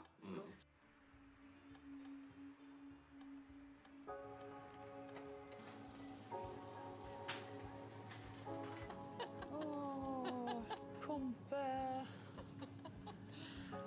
Men hvordan er det å komme inn nå som du på en måte er på vei tilbake til samfunnet, og ha det stempelet da, som kriminell eller som drapskvinne? Ja, ikke sant? Altså, det får jeg jo aldri vekk, altså, og det er jo bare en ting jeg må leve med. Ja. At det har gjort, og det kommer jo sikkert til å påvirke mange ting som jeg kommer til å gjøre i fremtiden, men altså, det får jeg bare ta der og da når det skjer, altså. Ja, jeg har gjort en ting, så er jeg kriminell, ja. Jeg tenker jo at det må være ganske tøft for deg å dra i butikken nå. Jeg var der nede, så tenker jeg, her alle kjenner deg her nå. Ja. Det gjør det. Får du blikk og sånn, eller er det sånn at Ja. folk... Ja. Er det sånn at du føler at folk liksom skygger banen og ikke vil snakke med deg og sånn? Noen har gjort det. Ja. De ser jeg kommer også, bare ser dem annen vei når jeg går forbi dem. Folk som jeg egentlig pleide å si hei til da. Ja. Det gjør veldig inntrykk på meg å se hvor mye Aina har mistet. Og på tross av frifinnelsen, så er Ainas kamp på ingen måte over. Why do I keep getting whiskey from everything I do? Like, stop giving me whiskey. Liksom, drømmen din en gang i fremtiden er at saken din blir gjenopptatt, og at du blir renvasket? Ja, jeg håper på det. Ja. Jeg gjør det. Men igjen, ikke sant, så er det der noe som ligger litt sånn dypt i meg, tror jeg. Og som også gjør at jeg vil på en måte bruke de erfaringene jeg har i forhold til å snakke for de kvinnene som sitter inne til enhver tid. Da. At man skal ikke finne seg i urett. Nei. Det kan man ikke gjøre, for jeg tenker at hvis man bare godtar urett, så har man på en måte tapt alt. Domfelte kvinner i likestillingslandet Norge må ikke bare tåle myndighetenes forskjellsbehandling. Skammen de bærer med seg i møte med friheten blir kanskje aldri borte. Jeg synes at alle burde få sjansen til å gjøre opp for seg og gå videre. Og at ikke det er sånn, er ikke bare et tap for kvinnene selv, men også for barna, for familien og for resten av samfunnet.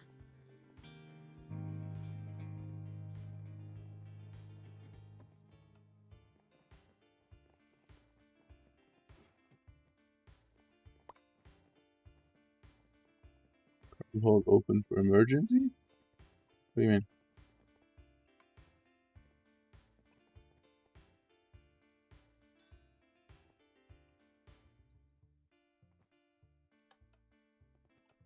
What? Can I get a guide on this, please? I need to search this up. The Hidden City. Hello dudes, it's me online.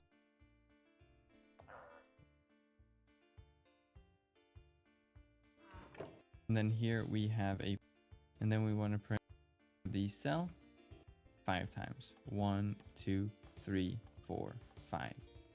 There we go. And now we're out of the cell. Here we have a pipe. For some reason I can't see it, but we want to punch it to open the pipe. Then we want to go up here and go up this way. Then go around here and go over to this brewing stand. And then we go back down to the pipe. Like so. And then we put the drink in the pipe.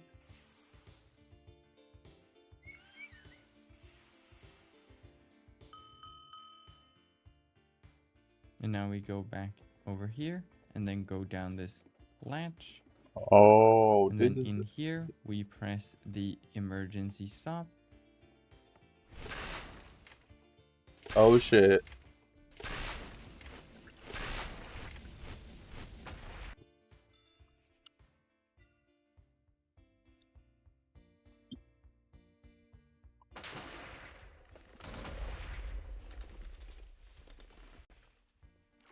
So I almost did it. I almost got it done. Solo dodo. Her har vi Circle K. Nå håper jeg de fremdeles selger en kebab, da, for nå driver de og reklamerer for wienerpølser og The Extra Burger serie. Nei, jeg har sluttet med det. Jeg vet ikke hvor mange som kjøpte kebab på Circle K, ja. Men jeg håper at de har det. Er du så lagt inn på filminga sine at du legger fra deg mobil og snusboksen? Ja, må det. Damn, bro! Married to the game. Jeg vet at forrige gang Sindre var med og spiste, så fikk han så mye hate fordi at jeg bare ga han fries.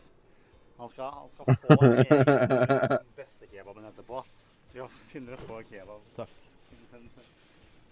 Du får slippe å få en ekstra av vi skal ha nå. Ja.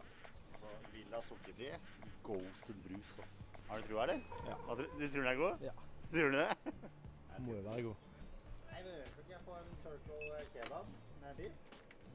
Medium? Ja. Wow! Åh, det ser jævlig ut. Har du den her kun på Circle K? What? Kanalen her ender med opp med at jeg blir en matvrak til slutt. Jeg er en matvrak. Køtter ikke det. Jo, men se da, bro. Se da, sitron og mørk sjokolade. Okay. Norsk fløte.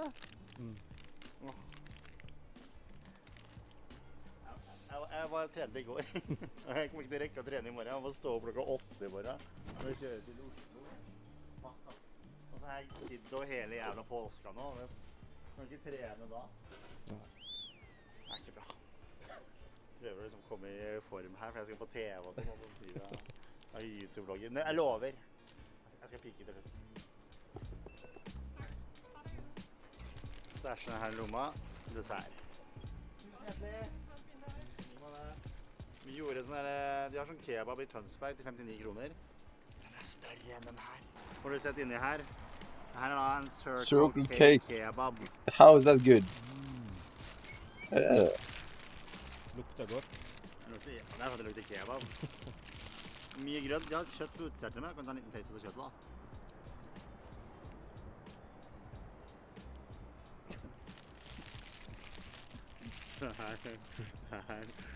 Jeg er ikke noen kebab-ekspert i det hele tatt, men jeg ble litt skeptisk.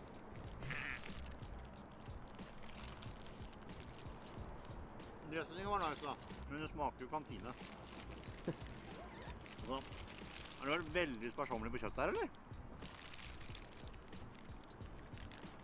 Var sånn god? Nei, jeg har ikke spist frokost i dag, det er det som er problemet, så jeg er egentlig jævlig sulten. Men jeg tror jeg kan vente litt til. Jeg må ta en god bit til. Ja. Damn! Medium styrke på i dag.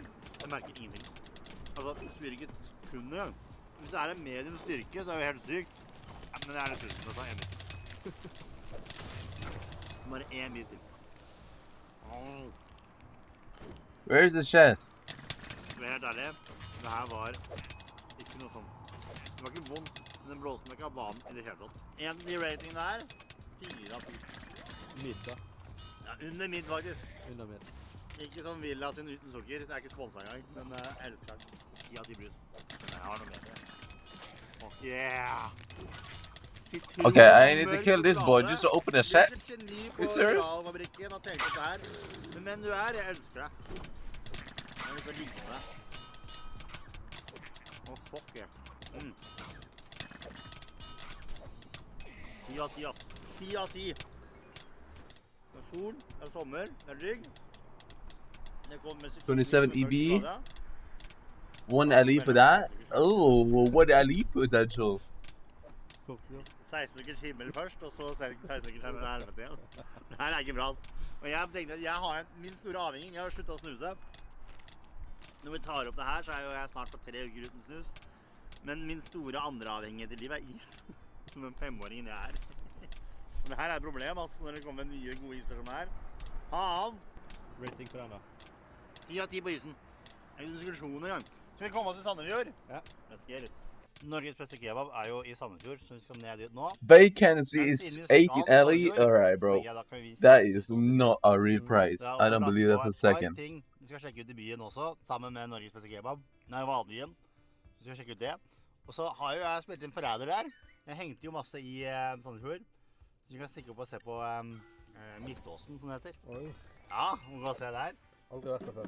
Ja, nei, det er ganske nice, så... Jeg har også bare satset på at jeg ikke spiller inn Forræder akkurat nå, men... Så jeg tror første stopp blir da Midtåsen. Vi går og stikker og sjekker Midtåsen der de spiller inn Forræder først. Da kommer du falle med. I love it. Yes, sir. Amen. Church. He dead. I killed him. Amen. Bitch. And this is rigor mortis, and it's gorgeous when you die. I recorded, and I'm Morpheus, the matrix in my mind. I'm out the orbit, you an orphan. Is that Kendrick music? Get this off. Her da, og Midtåsen er opp her. Den står noen myke trafikanter, bruk Midtåsveien. Ja, kall meg myk, jeg har som stein.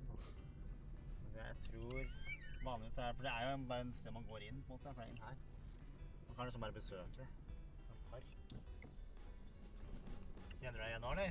Nå kjenner jeg igjen. Ja, det er så samme vibe nå, for når jeg var her, fordi jeg var på høsten da, men faen, det er liksom, det er ikke noe trær, det er ikke noen grønne trær, det ligger sånne løv. Nei, jeg får helt flashback med en gang her tilbake. Det er som å gå tilbake til når jeg gikk på ungdomsskolen, så kom jeg tilbake til 5 år senere. Det er sånn jeg føler det nå, ass. Vi kjører opp først, og så går vi ned tilbake etterpå. Det har jeg lov til. Nei, kanskje ikke lov til det. Men her, inn her, vi får gå og parkere. Vi kan ikke parkere på hendene. Fuck.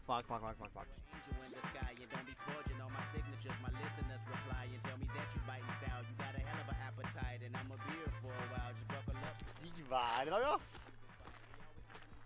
Jeg har allerede pakka med vinterjakka her nå. Jeg gambler.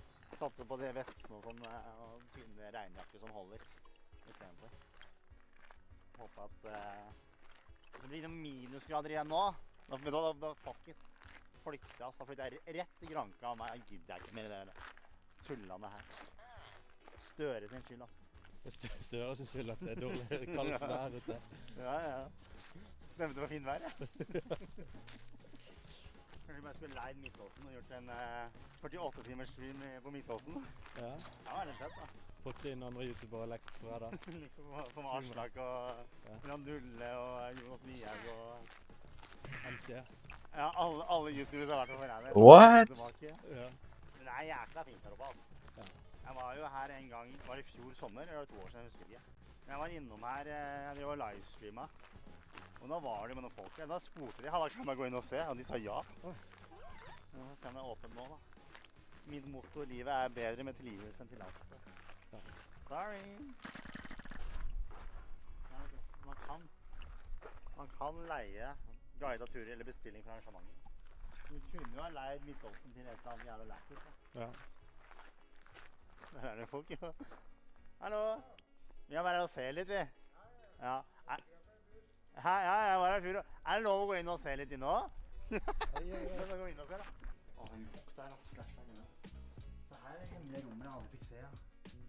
Det rommet her fikk vi aldri se. What the fuck? Men frokostsalen jo på andre siden av veggen der. Hva faen?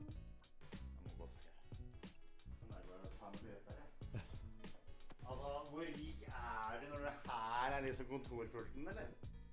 Se for deg på 1920-tallet, og du har en telefon. Se på telefonen, da!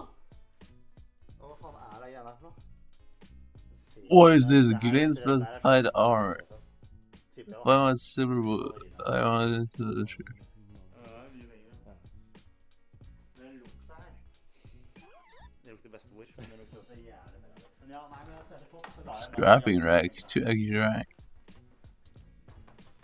Her da frokostsalen. This looks kind of mid. Der råsalen. Kan du vise meg konklaven? Du må vise meg konklaven. Det vet jeg ikke hvor det engang. Og skjoldrommet. Skjoldrommet har jeg vært det, da. Ja. Men det sikkert det samme sted, da.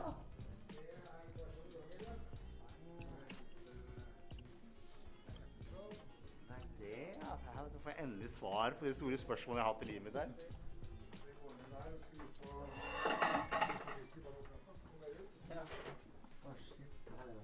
Her skjoldrommet, det her husker jeg at jeg gikk inn i et eller annet. What the fuck? Hvor vi nå? Se her, ja. Det her, ja? Det bare trykker jeg, kanskje? Du var ikke forræder, med andre ord? Nei, jeg ble ikke det, ass. Kjedelig, da. Det her de sitter og nusker rundt i jæverne, ass. Det ikke så sikkert at det så fint rom på TV, egentlig, da. For det skal liksom være en walkers eller noe. Ja, du trenger jo bare støtter og styr og... Ja, eller bare ha fokus bare på bordet, liksom. Ja. En pokerbord? Ja. Dritnice. Det bridgebord, men... En bridge, ja. Og så vel her og... Hadde den egen vel? Ja, selvfølgelig. Kan vi se inn der, eller? Ja. Det jo dritfett, jo. Han hadde gullbestikket hans og pokersettet hans og... Selvfølgelig hadde han gullmusikk. Fy fader, ass. Let me see. Ja, det var ikke større vel enn det her, nei da. Det stort nok. Ja. Jeg så på meg en gigantisk greie. Det gullmusikken? Nei, det pokerscreen. Åja. Fy fader. Så har vi... One LE for Valkyrie? I just don't understand. Why is that beat of Valk? How is it one LE and why? Jeg vet ikke, det ganske dyrt. Ja, det tenker jeg på. Så vi brudepar og bursdagsbarn og sånt får lov å spise av gullmusikken hans. Ja, og elfenben... Fiskekniver, ja. Fy fader, se på det der. Det her sykt, ass. Ja, det ganske rått. Ja, tusen takk. Du fikk min guide av tur her, da. En 50 pesetas spanske fra 1928. Damn. Damn. Ja, her står det om, ja. Tipper ikke det billige greier. Ja, litt for alle... Alle smaker, ja. Bøker her, ja. Fy fader. 1500 flasker, eller hva det er. 1500 flasker, ja. Det min life goal å få et rom sånn her, i en eller annen kjeller. Det den store drøm i livet, ass. Fy fader, og fett. Wait, I'm actually kind of tempted to do some IRL trading, huh? Hadde jeg bare visst. Kult, takk. Eldgammel golfsett her også, ser jeg. Ja, det er best sin kona til Anders her. Ja, selvfølgelig. Fett. Ja, nei, han var sjef, det uten tvil. Han levde livet sitt. Det Olaf kongen, tror jeg, også? Fy fader, ass. Ser du han der fyren der? Han ligner litt på Jonah Hill. Ja, jeg er ikke enig. Jo. Det her jo... Det her jeg kommer jo aldri for langt etter finalen, da. Jeg ryker jo alltid ut. Det eneste programmet jeg er med på, så ryker jeg alltid ut sånn 2-3 episoder fra finalen. Hvert jævlig program. Men her nede, jeg var aldri her ute, faktisk. Ja. Men det vel her de driver og rører med og finalen og...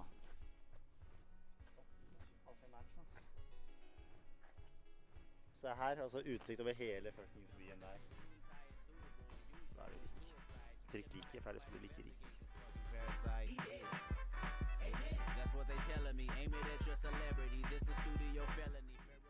har et problem, og det at jeg samler på de greiene her. Dette her bot fra gratis parkering! Faen! Jeg glemte å gå på Easy Park-appen for å... Nå, i dag skal jeg faen ikke få noe jævla...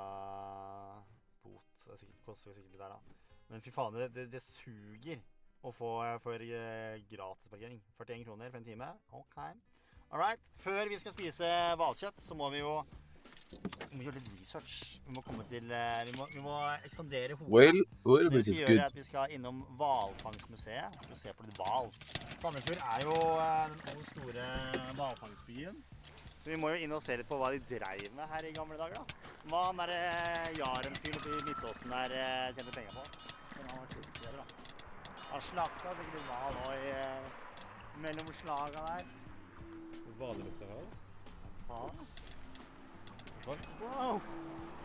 Drev på det, eller? Ja, gamle røy, ass. Det var godt der, så var litt påkjørt. Ja, han var det. Ja, det en nær døden opplevelse. Det. Ja, det riktig. Her det isbjørnsalte utenfor i hvert fall. Jeg håper det. Det skulle ikke være åpen et par timer til, så jeg håper det er åpen.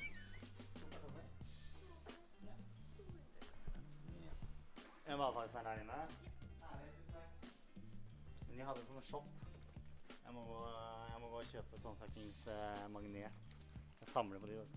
Ja, på kjøleskapet. Ja, for her, vet du. Det sånn gamle... Og det Roald Amundsen nå, ja. Damn! Roald Amundsen, han jo faen meg god. Hva skjer? Annabelle. Ja, Annabelle, ja. Hører musikken nå, eller? Hva det her for noe? Mange smålige ønsker å spise gå- og sovedukker, som i Vestfold ofte blir kalt for Las Palmas-dukker. Las Palmas! Alright, okay, level Det up. var faen meg creepy, ass. Jeg skjønner at folk i gamle dager ble klart i huet når det her liksom. What level am I at? 89. Sykt. Okay, I can soon start using more armor. Det var en svær hval. Which I've been told is the best. So, I don't know. I guess I'm gonna just wait until then. I really don't know.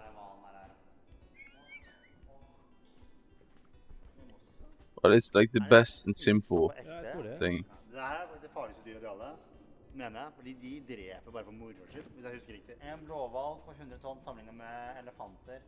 En blåhval lik 25 fuckings elefanter, eller? Kranium av blåhval. Det er jo jakta det greiene her, og det er dritmye penger og mat og de greiene her i gamle dager, ja. Denne her er bare kraniene til beis her, liksom. Hvalens ørebben der. Oh, wait! Ekte hvalskjelett. Wild, ass. Jeg visste ikke at seler kunne være så jævlig freaky sånne greiene, ass. Det er lett. Pingviner, av og til seler, opp til 4 meter lang, da, og 500 kilo. Det er jo like tungt som mora di, det.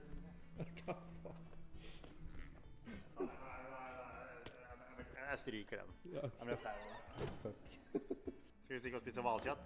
Yes, sir. Cool enough for the 70s, nigga, pay back the vision that you been living in debt with me. That I'm all in especially, leave a call on this motherfucker. Det går jævla.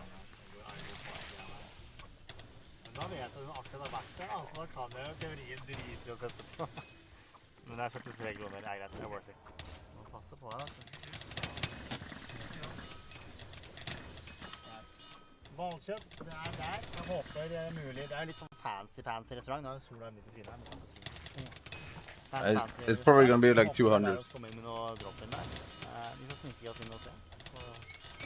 Eneste jeg vil er bare teste hvalkjøtt. Jeg mener sist gang jeg testet hvalkjøtt. Familien min er jo nordnorsk og er sånn stolt fiskefamilie og sånn. Så jeg tror jeg spiser hvalkjøtt før. Jeg vil ringe mamma og spørre. Sikkert det var barn eller noe sånt. Why are you calling your mom? Hei, mamma. Du, bare kjapt spørsmål. Jeg har spist hvalkjøtt før, eller? Ja. Synes jeg det var godt? Ja. Ok, greit. Ja, det er greit. Takk skal du ha. Selvsagt. Det er den mest harry bil jeg har sett. Du har spist hvalkjøtt. Det er greit. Men det var her jeg spiste når vi var inne på Forræder. Eller var det der? Hva faen er her, da? Jeg har spist mat der før, jo. Det kommer jeg på nå. Hva spiste du da? Nei, ikke hval i hvert fall. Hva faen er takater for noe? Fordi vi trenger ikke mer enn forrett, for jeg skal bare teste, liksom. Fordi det vi går for er en takati av hval servert med ponzu, ingefær og wasabi. Serveres fra 16. vente. Vi kan gå inn og spørre da, om jeg var lyst til å være veldig, veldig snill med oss, men mest sannsynlig. Vårsalat, beef burger. Eller så må vi bare sitte og chille en time da. Vi fikk snakket litt med han der hovmesteren, og han bare med en gang med sosiale medier. Da fikk vi finne oss med og få service her med en gang. Har du lyst på noe å drikke? Nei, jeg trenger bare vann. Nei, kan bare ta vann, det går fint. Tusen hjertelig. Så nå måtte vi bare vente litt, fordi de skal, det er egentlig på menyen, så er det ikke, den valggreiene er ikke før klokka 16, så er det om 3 kvarter. Men vi skal prøve å pushe det litt for oss, så at vi får testet litt før. Det er nice, det er nice, det er nice. Det her vet du, Sindre, vær så god, vær så god, vær så god. Of course, bro. You got motion, bro. You got motion, bro. You got motion, huh? Og drikken i der. Åh, det var synd at det kjører.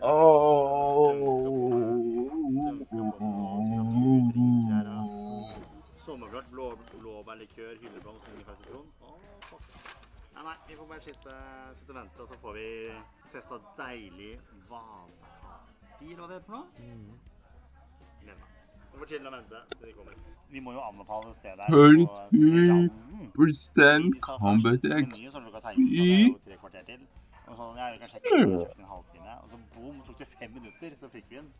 Det er helt sykt. Se hvor godt det her ser ut som. Det ser helt fantastisk ut. Det er, fy fader, det her tror jeg kommer til å være helt prima. Malkjøtttest. Ok.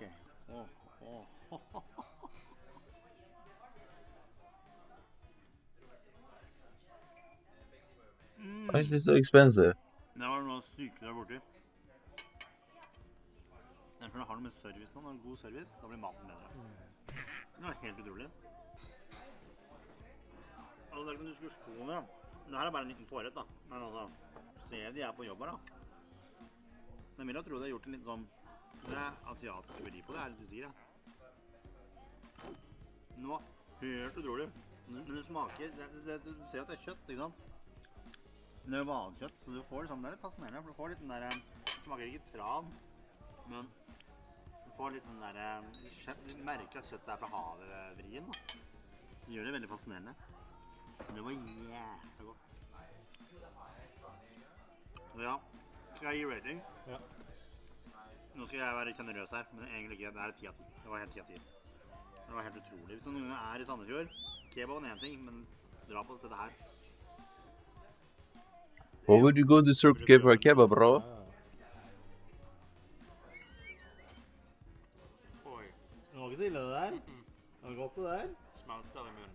Smelter i munnen. Ja, men nå begynner jeg faktisk å bli litt sulten. For det er lenge siden vi spiste den der, jeg spiste en halve Circle K.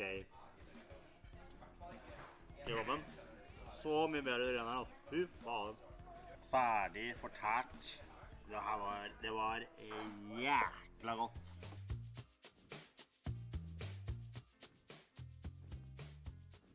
Nå er spenningen her. Er det åpent? Er det noen folk inne på Rivieraen her? Er det noe liv her? Ser ut som jeg har skudd på kasseapparatet i hvert fall. Ja, det er lys. Ja, det er lys på kjøkkenet. Ok. Og der er en fyr også som skal... Nice! We good. Jeg gleder meg hele dag til de greiene her. Norges beste kebab. Landets beste kebab. You already had the best kebab, bro. Men jeg skal gjøre mitt beste her. Det er egentlig ganske enkel teknikk på det. Men det var så mye plass her, så var det good. Sånn. Boy. Boom. Lappen i 5 år, baby.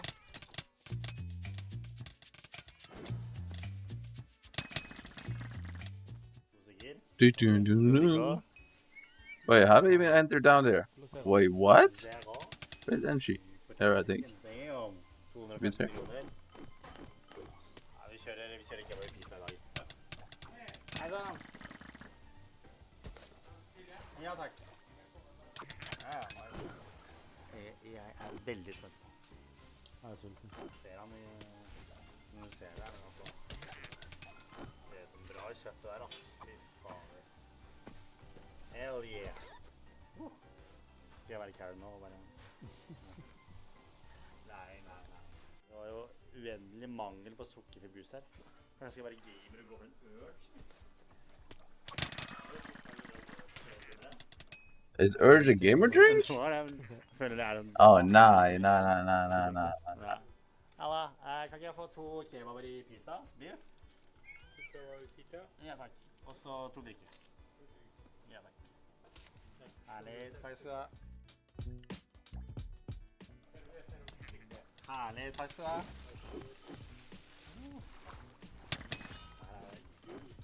Jeg tar veldig mengde med papir, jeg. Da skal vi også ut og finne en bra spot.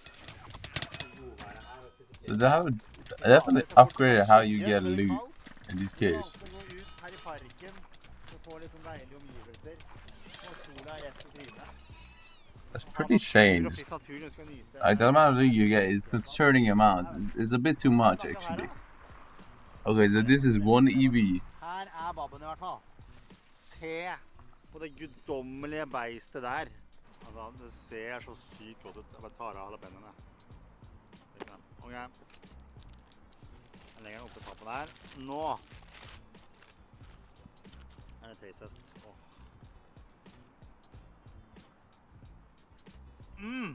Fy faen. Du må sette meg ned, ja. Nå har det gått.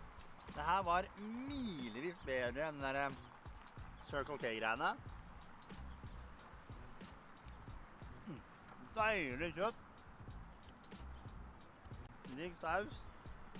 I actually don't know what to get rid of. I think I might just start getting rid of the bread because they just seem to be underwhelming every single time. Jeg er glad jeg ikke bor i Sandefjord, altså. Jeg har spist det hver dag. Ja, det her er 10 av 10, altså. Ja, det er godt.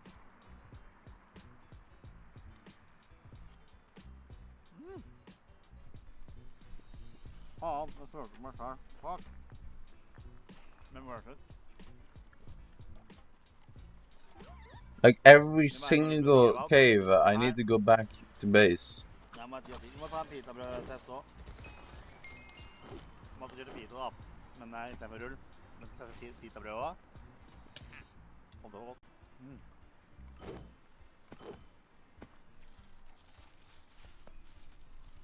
I don't know how to feel about it. Det er nesten verdt å bare komme ned til Sandefjord bare for det her alene. Det her var worth it, Sindre.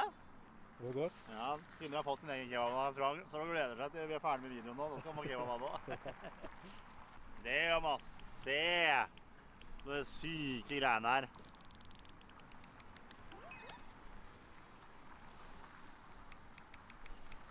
Oh, 90%. I don't made a shite, bro. Nobody has everything in agility, bro. I don't think agility is that good. Pitabrød var 10 av 10. Det var en som liksom ikke helt solgt på kebab. Hvis det her har vært den første kebaben du har gitt meg, jeg hadde elsket det av hele mitt hjerte. Min rating blir enkelt. 10 av 10. En diskusjon en gang. Banger kebab. Hvis du likte den vloggen her, by the way, trykk liker. Takk for at du så på. Vi snakkes. Ha det. Bra. Ha det. Bra. Lykke. Hello dudes, it's me Alan S10 here back. Check out the top post for the month. They found out that the humanoid UAP video from the DOJ was actually a stormtrooper balloon from the YouTube channel Node. Wait, what? What? Huh? Holy shit. You're telling me that wasn't an actual humanoid alien angel? And it wasn't going Super Saiyan and taking off into space? Wow. How did they even find this balloon, by the way? Actual huge find. Yo, this is actually a really good pants. Pair of pants. Oh my god, oh my god, oh my god, that's crazy. I bring it up to him all the time and he hates it. All the new alien disclosure stuff, all of it. He is so disappointed by all of it. Here's the humanoid UFO anomaly, by the way. Hey, interwebs, they're reviewing footage.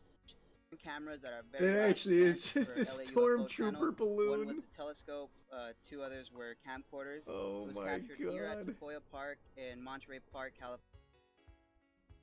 Oh, I can use that. Oh, jeepers. This is actually in the the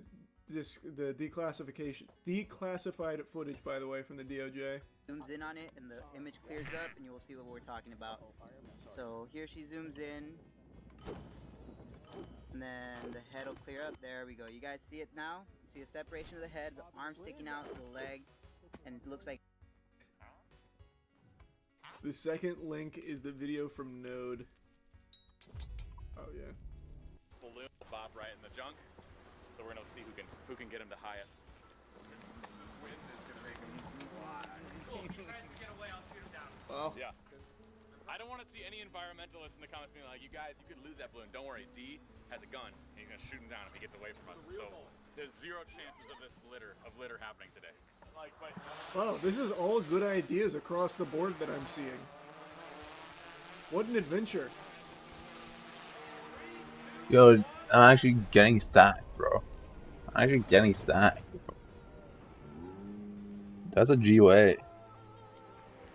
No. I have 3 out of 4 GOA right now. No, 4 out of 4 GOA. Audio. This made it onto the DOJ declassified alien thing, by the way. No. And little do they know, thousands of actual fucking troglodytes saw that, saw the footage of it going in the air, and were like, oh my god, we're not alone. They've been here. They're just like us. Military in the area. Guys, you gotta see this. There's some guy right now at like the board, he's like, wait, what the fuck? Like the beeping. The quintessential like beeping. Sir, something's entered our atmosphere. Quick, get on the telescope. I kind of want to have a full diamond set. The comparison image on the right But isn't even from the video. do I have This a is replacement for completely this different. You helmet? can see it slightly separate and yet maintain some kind of invisible connection. This looks nothing like the photos you posted. This is not a balloon. Let's see. Let me go back and rewatch this. Bro, that looks exactly like it. I don't know, man. That looks that looks pretty close. It's probably not a coincidence that the two things were in the same area. Basically the same shape. That's pretty 1-to-1. No, you don't understand. The Stormtrooper is a cover-up. Do the dates not line up? I don't know. It's all redacted here, so I don't know the dates. Unless there's a different one. It's 6/1/2020. Where do you see 6/1/2020? That's the date taken. It's not the date. I want the attack speed to increase. I don't think, unless I misread it. Like, is likely derived from infrared aboard operating within the United States and responsibility in 2020. Okay. So this is like their best guess. Yeah, so then it wouldn't be this. Oops, wrong thing. If that date is accurate, then it couldn't be this, because this is 2020. This post does not debunk the video released by the government. Post debunks the video from the Ridgecrest Park in Monterey. The video... What? Which was compared here on the sub to the video released by the government. Oh, this was the side-by-side they made of it. I mean, it's still like the same thing. They are saying that it was just likely filmed then. But I'm guessing the tag is probably accurate. It would be in 2020. So there's still no way it could match up. So... extraterrestrial alien still on the table, and he took off into space with his hands by his side. Talking about the new supposed alien stuff from some guy's Instagram in Brazil. Heard his stuff's getting taken down. I hate that shit so much. It's the same thing like with that giant from back in the day. They're trying to suppress the truth about the giant on top of the mountain because this TikToker fucking said so. And it's a picture of like an antenna on top of a mountain. I'm curious now. A Brazil alien spotting? Let's see. A cap. Oh, our UFOs is on the case. Everything we know about the UFO sighting in Brazil on May 31st. For those who haven't been following, there's an eyewitness account from Make Liao, who reported seeing unusual phenomena on his property. Like frightened animals, aircraft flying overhead, unusual sounds. By the end of the day, a UFO. I saw a lot of people discrediting Make, saying he only wants fame and that the video could be fake, staged, or AI generated. But who is Make? Digital influencer who lives in a small farm in Campo Largo. Rescues vulnerable animals on his property. Has more than 200 animals, dogs, cats, geese, horses, and turkeys. Takes care of rescued animals. Shares his routine online. Okay, now let's see. Okay, but he might be a good guy, but that doesn't mean you can also use that just as several aircraft fighter jet trails bait. in the sky. Gente, não sei se vocês repararam no céu hoje, na verdade desde o Rio Grande do Sul até aqui no Paraná. Tem gente que vai dizer que é normal. Gente, vocês viram a quantidade de rios? Is this a bow and arrow? Yeah. I feel like he's got a bow right now. That's pretty hardcore. Risco de fumaça de avião, de nave, sabe o que é isso? That's pretty risky. Céu, gente, olha aqui em casa. That's legitimately também, pretty tem risky. Aqui, tem outro ali, tem ali, aqui ó. Aí mais lá no final. É como se tivesse vários aviões, gente, vindo assim. Mas muitos aviões, isso nunca aconteceu. Tipo, só aqui tem, ó, 1, 2, Okay, so that's the 3, 4. That's the first thing we see there. Some trails in the sky. Near the end of the afternoon, he started hearing strange noises. What? Shut up, bro. We're not buying this shit. Gente, tem algo rosnando.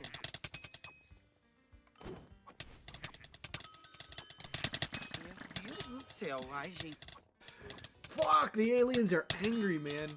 They drove the whip down here, crash landed in Brazil, and they can't get back, so they're fucking squealing. That 1000% sounds like koalas when they start fighting.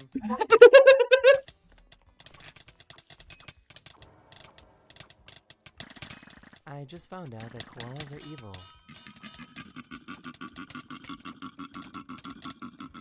They make the wackiest noises.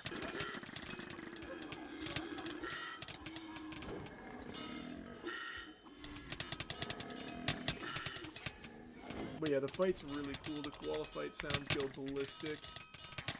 These guys aren't that fight. I saw a sign. They just push each other until one. What? How slow is this? It's a civilized culture. He's waiting for the bell to ring. Such a weird stuff.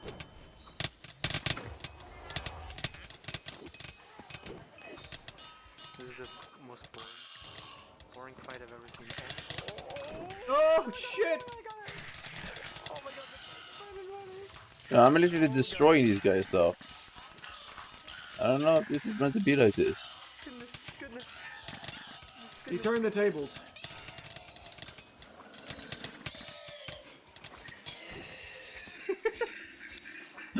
What are you watching? How did you go from that to this? Like, honestly, what happened? Mm-hmm. Talk your shit. Actually sounds like a rumbly tummy.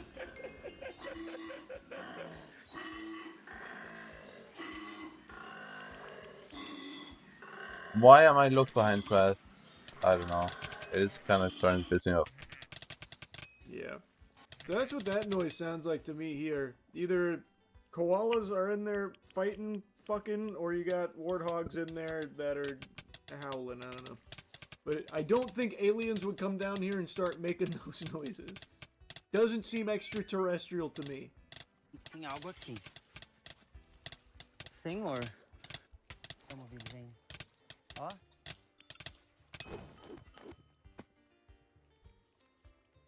Senhor Jesus, gente, vocês estão escutando? Gente, eu fui pegar um negócio lá dentro, né, pra mim proteger. If you heard that at night, would you be scared? Yeah, man, of course I would be scared. That's a fucking horrifying noise. I wouldn't think that it's like the boogeyman or anything like that, or a demon. but I'd be like, I'm either about to get ganked by koalas, or it's an Aztec death whistle, and I'm about to get fucking cooked there too. Like, either way, I'm not happy, and I'm unnerved. Also, Aztec death whistles, very cool if you haven't heard these.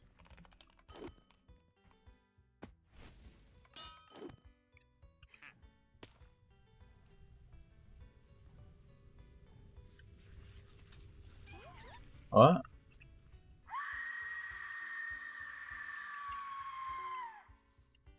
Shit's so cool. TG, os animais estão soltos. Gente, não é um rosnado, é tipo... Sabe, tipo uma pessoa engasgada? Tipo... Okay, so we heard a noise there. Let me hear the noise here.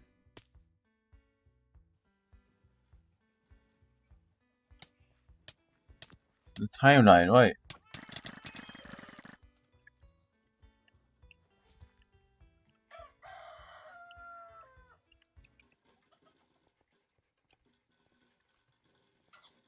Meu Deus, o que é isso? Okay, so he's hearing some scary noises. Something like a person choking, breathing, rope snapping. EU 22, 32. And at the end of the day, he spotted the UFO. Gente, eu acho que eu acabei de deixar a resposta do som. Olha isso ali em cima das árvores, gente. Olha lá. Pera aí. Gente, o celular não vai focar muito, tá longe. Olha, gente. Was that? Vocês estão vendo isso? That's a UFO? That shit looks like a kite that crashed. Why is it so bulbous? Monte, gente, isso tá em cima da serra, ó. Tá vendo lá, ó? Olha ali, que lindo. Gente, eu não sei o que é isso, vocês estão vendo, ó. Why is everyone just grinding mobs? That's true. They could be very tiny. Caralho, que é isso? Always Meu Deus possible. Do céu. What's happening? That is quite the cruiser. He could no longer identify the object because it went dark. However, after a few minutes, the object returned and, according to him, flew over his house. Acontecendo de novo. É vermelho. Gente, eu acabei de ver de novo. Ele acabou de passar aqui. Meu Deus, gente, é enorme. Gente, eu tô com muito medo. Gente, acabou de passar aqui. Caramba. Fucking show me! Gente, era gigante. Show us something. Show me, damn it. Are they waving? Were they friendly? I agree. Yeah, show us some shit. Managed to film the object apparently leaving and moving away. Gente, ó, tão vendo? Tá terminando de piscar, ó. Show us What then. am I looking at? Ela tá indo. Ó, tão vendo ali, ó. There's nothing. Eu não consigo aproximar mais. Olha, gente, aqui, ó, o final. Ela tá subindo. It is 2026. How is this even possible? I would have to try so fucking hard to make something look this dog shit. Indo pra cima, gente do céu. Olha lá. It's like when I rub my eyes when they're What closed. is the Kira Hive? I genuinely don't know what it is. It can't be that difficult, right, Charlie? Gente, ela tava dentro da água. Gente, eu acabei de ver algo I extraordinário. surely can't be Meu that Deus, difficult. isso tava dentro da Yeah, água. lady. What's up? Gente, eu não sei o que dizer pra vocês. Gente, sumiu, já subiu. I couldn't see a fucking thing there. After the episode, he drew what he saw. That's good, because he couldn't see it in the video. How can this be difficult? That's like the most classic design. That's like the Toyota Camry of UFOs. This can't possibly They be got difficult, visited by some baby. grumpy aliens. No wonder they visited Earth. After it started going viral, this user is able to identify the location of the sighting, where it's possible to see that there is no city, road, or building nearby. That's compelling. They also found strange lights and objects in the sighting area. Whoa. They put up a goddamn green laser over there. He was watching it yesterday, he seemed really spooked. The sound being described reminds me of the aliens. Bro, who believes this shit, man? It's a pretty scientific look at it, I would say. The thing for me that makes this weird is the drawing. How was he able to see the exact form of the craft in the darkness, so far away and perhaps behind some trees?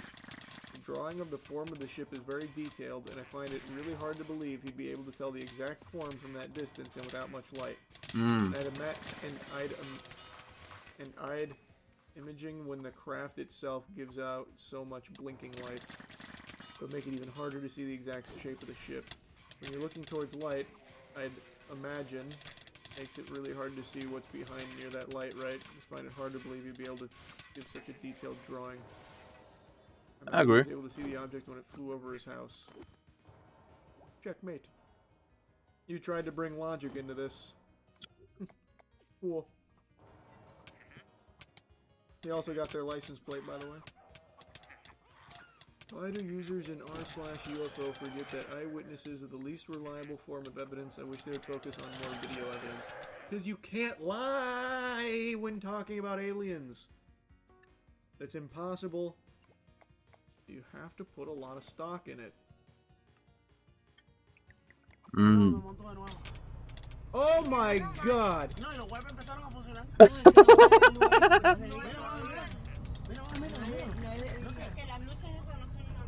Son of a bitch!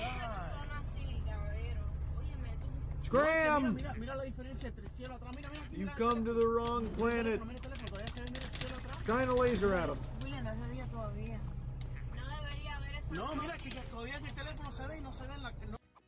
That's scary. That's too scary for me. Hey, buddy. Holy shit! This is that scene from the start What? of Men in Black 2. Yes. I contemplated the validity of it as real footage. A guy on here did a deep dive on it a while back as a result. It was allegedly posted as an art project on some artist's page in the early 2000s. Granted, I couldn't find any other VFX work of his, but the deep dive's conclusion was VFX. Still don't know if I buy it. Still don't know if I buy it. Brother, you did your own deep dive.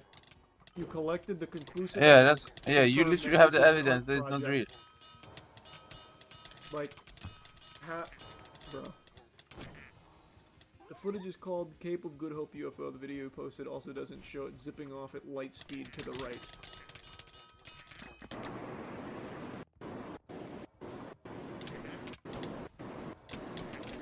Get the combo in this guy. Ah! So Charlie, please. It teleported faster than light even. Warp drive.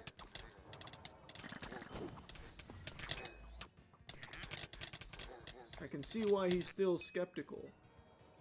Well, wrong word, not skeptical. I see why he's willing to deny the evidence he himself found in regards to it. Yeah.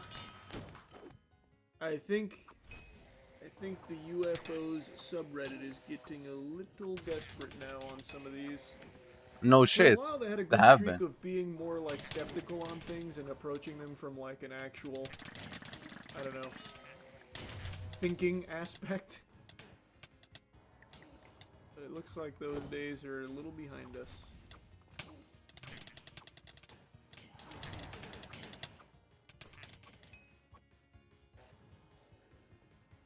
Just saw a video of a whack job degenerate loser freaking out at a Chick-fil-A employee because his cheese wasn't melted. And I cannot resist the urge to insult this clown. He recorded the whole interaction himself. What a big boy. He turned the camera on and believed that he was in the right in this exchange here. You don't have a way to warm up cheese. So our cheese is fresh. So you don't have a way to warm up cheese the way the cheese is warm. Here's a brief glimpse of our protagonist. This dweeb is looking like he's fresh off of a shift moderating the Defending AI art subreddit and has peeled himself away from his prestigious position. What is going on right now? What is this? Woo! Chill out, chill out, chill out. Come over here and unwind with some nutrients at the local Chick-fil-A here. And can you believe it? They served him a sandwich with unmelted cheese. This saint And his patience is running thin. So he's letting them know. So he starts berating them, threatening them, all because his cheese isn't melted. And then, of course, he's filming them. He's got to make sure to get the evidence here. The boys on Discord aren't going to believe this exchange. He's looking so tough here. So I'm cold. Because we have everything fresh. Lettuce and tomato. What's your name again? My name is Zach. Is that the store manager? No, I'm the director. So You're the director of Chick-fil-A. this location, yes. Where's the boss? Boss, come to me. Our owner's not here at the moment. Say it again? Our owner's not here at the moment. I need a Chick-fil-A meal. No, I need a new meal. If y'all's cold, touch the cheese. Touch the cheese. I don't want it fresh then. All right, you heard the man. Better go You don't want into the shit, it's dumpster fresh out cheese. back and grab an old Chick-fil-A sandwich for He him. doesn't Serve him want up the fresh rule cheese. that he's requesting here. He's even outright just saying, well, then I don't want it fresh if that cheese is unmelted. Now, every time I've ordered a Chick-fil-A sandwich, the cheese is either like lightly melted or not melted at all, so I'm guessing that it's just normal store protocol, but it's never ruined the sandwich for me. Now, granted, I'm not the biggest Chick-fil-A enthusiast. I don't dislike Alright, I Chick-fil-A, got the choose fire to run order down. a superior Yeah, that wasn't alternative too bad. like That wasn't Culver's too or bad. That something. wasn't too bad. This isn't sponsored by Culver's or anything, by the way, just saying. But even still, it's such a small thing to be this upset about. Like, if you want to melt the cheese, bro, just hold it up to your Well, ear. you're and out all here the selling, steam bro. that's coming You're out selling here to the people melted who are for you. in desperate Or needs. do what she says and just let it sit Well, there you're for a selling minute level for the 190 cheese to stuff melt to since desperate it's needs fresh people, chicken. bro. Like, this doesn't make a whole lot of sense to be this upset over something so trivial. So now he's requesting the store owner. He wants to get John Filet down here so he could give him a piece of his mind about Well, you're selling this to unmelted people cheese who on are his just sandwich. desperate, How dare man. you try and serve this specimen unmelted cheese on his sandwich that he's ordered? Unacceptable. He can't melt the cheese. We can let it sit. It was melted before on the sandwich I just had this morning. Well, I need more. Yeah. No, not. I ate it immediately. Because we can't melt the cheese. Like, there's no way for us to melt the cheese. Like, we don't have a microwave we can put it in. Do it? It's a private property. I need my money back. Yeah, we'll give you your money back. No problem. Yeah, so. And I want my food as well. Pardon me? What the fuck did you just say, Goober? I want my money back. I and don't I want want no my food. food as well. The food that is a disgrace to your palate that you are refusing and now making a huge stink about. Yeah. You want that food, but you also want your money back. How does it make any sense, bro? They'll give you a refund. They're willing to play ball with that. The guy's just telling you, look, you're going to need to get out of here. We'll give you your money. And then you have the audacity, you have the fucking So I want gall my food as to well. also request that sandwich back. This dude is just a full-blown, red alert, stupid loser. This guy is a straight-up first-round draft pick to the big idiot squad. Like, how are you going to be this upset about this sandwich? I mean, and yeah, then you got a also point. still want that sandwich back. So he's like, I wouldn't be surprised if he starts lunging at it like it's, the fucking One Ring or something here. They're going to give you your money back. But you're not getting that food if you're getting your money back. What sense does that make? Why would they refund you and give you that food that you are wanting the refund for? No, no. All right, so what's your name? Sergio for it. Sergio, give my money back. You can have your money. What are you doing, sir? I need my money back. I'll get your money back. Can I get your receipt? No, kid, I didn't bring the receipt. Where's your receipt? Don't play with me, Sergio. I just came in here. No, sir, you could come. You could leave. You can call the I'll police. get. Yeah, I will. Call the police. Either you get my food the real way how I had it this morning, or we calling the police. The cinematography is top shelf here now. We've Well, got there's some the really marker. cool There you go. angles now that he's filming. It's upside down. What a joy that is to watch. Fucking nauseating. He can't even just hold the camera properly. He's too fucking dumb to figure out how that works, I guess. So now I have a he's feeling I talking about could getting the actually do police this. involved. I'm sure that would go over well. What seems to be the problem? Look at this! Look at this cheese on my sandwich. It's unmelted. Arrest them. Throw them in the slammer. Can you believe this? It's an outrage. Yeah, I'm sure that'll be a case that's taken seriously. Now, snapping back into reality, what would actually unfold is the police would show up here. The entire staff of this store would talk about what a nuisance you have been and how you have been unruly and would likely trespass you from the location. They're not going to all of a sudden go back there and make you the perfect Krabby Patty that you somehow had earlier that day with the optimal melted cheese. That's not going to happen. You've already requested your money back. You're not getting your sandwich, and they're telling you they're not going to melt honestly, that was not even that you bad. can melt the cheese yourself I if mean, you that's really probably want to, not man. that It's bad. actually like a super easy thing to do if it's something you wanted to do. In fact, you have every tool you need right there in the box.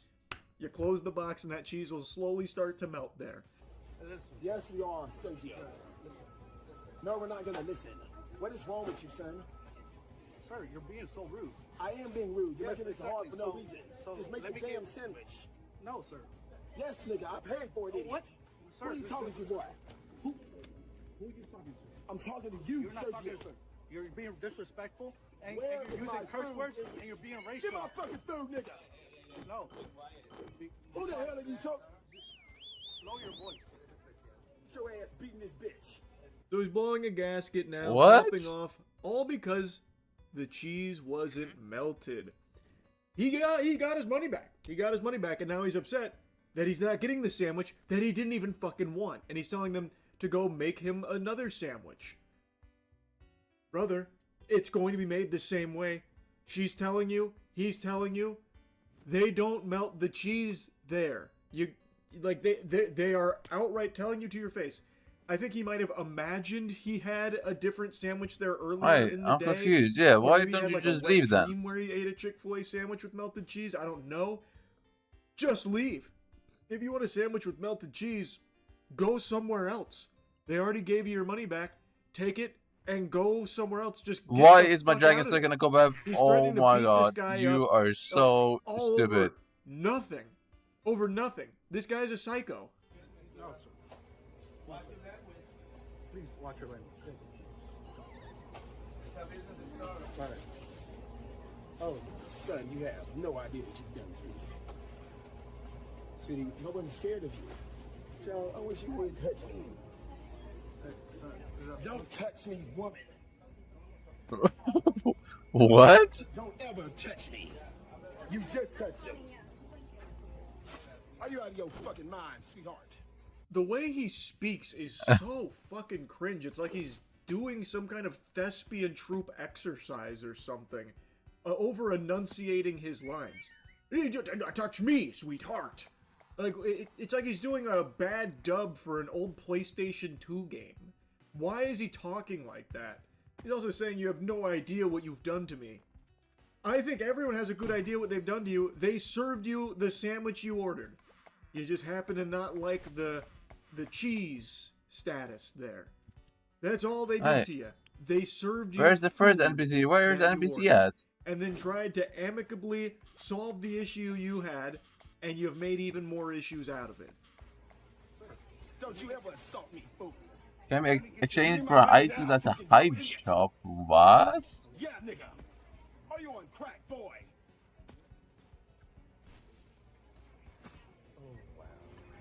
Oh, wow, dumb bitch. I'm about to get laid the fuck out in this shit. He's talking crazy while wearing a fuzzy sweater with sprinkles on it. He's wearing an actual bad Christmas sweater here, while causing such a stir over something as trivial as his cheese not being melted. He's like a cartoon character, bro. I know. Food product down the drain on camera. Call the police, idiot. Let's get him gone. You, nigga. You call the police. Call them, idiot. Go in and call this state W. All you people watching this stupid shit was a Chick-fil-A sandwich. Idiot. Yellow. What? On crack, boy. Ever fucking catch me, dirty filth. Not fucking shit. Not fucking shit. Throw it in the trash. Trash. Throw it in the trash. Throw it in the trash. Action. Are you on crack, bitch? Everybody else want to see reality shit from Zobo. Finally, they completed the unskippable cutscene. He gets the What a refund fully fucking processed, idiot. Takes his money. and Why do then people do leaves. this and upload But not without, of course, So you insulting think they them do some they think more, they're like calling them gonna crazy and get no asking if they're on backlash? crack. I don't know if this is like mental illness or if this guy is actually just this much of an asshole. I can't quite tell. I really don't know. Either way, I feel terrible for the employees here. They can't do anything to, like, defend themselves. The best they can do is call the cops, but it's not like they're gonna, you know, fucking instantly spawn in there or anything to defuse the situation and trespass the guy who's threatening them. So they just have to sit there and just be insulted and be threatened. It sucks, man. And I hate how common this shit seems to be. TikTokers, YouTube pranksters as well. Like, so many people just go out there and start shit with fast food employees for content, or oftentimes just tons of people pop off on fast food employees. And it's just always like in America. On fast food employees. It sucks, man. Everything happens in America, bro. Me to see that happen. Anyway, though, that's really about it. Yep.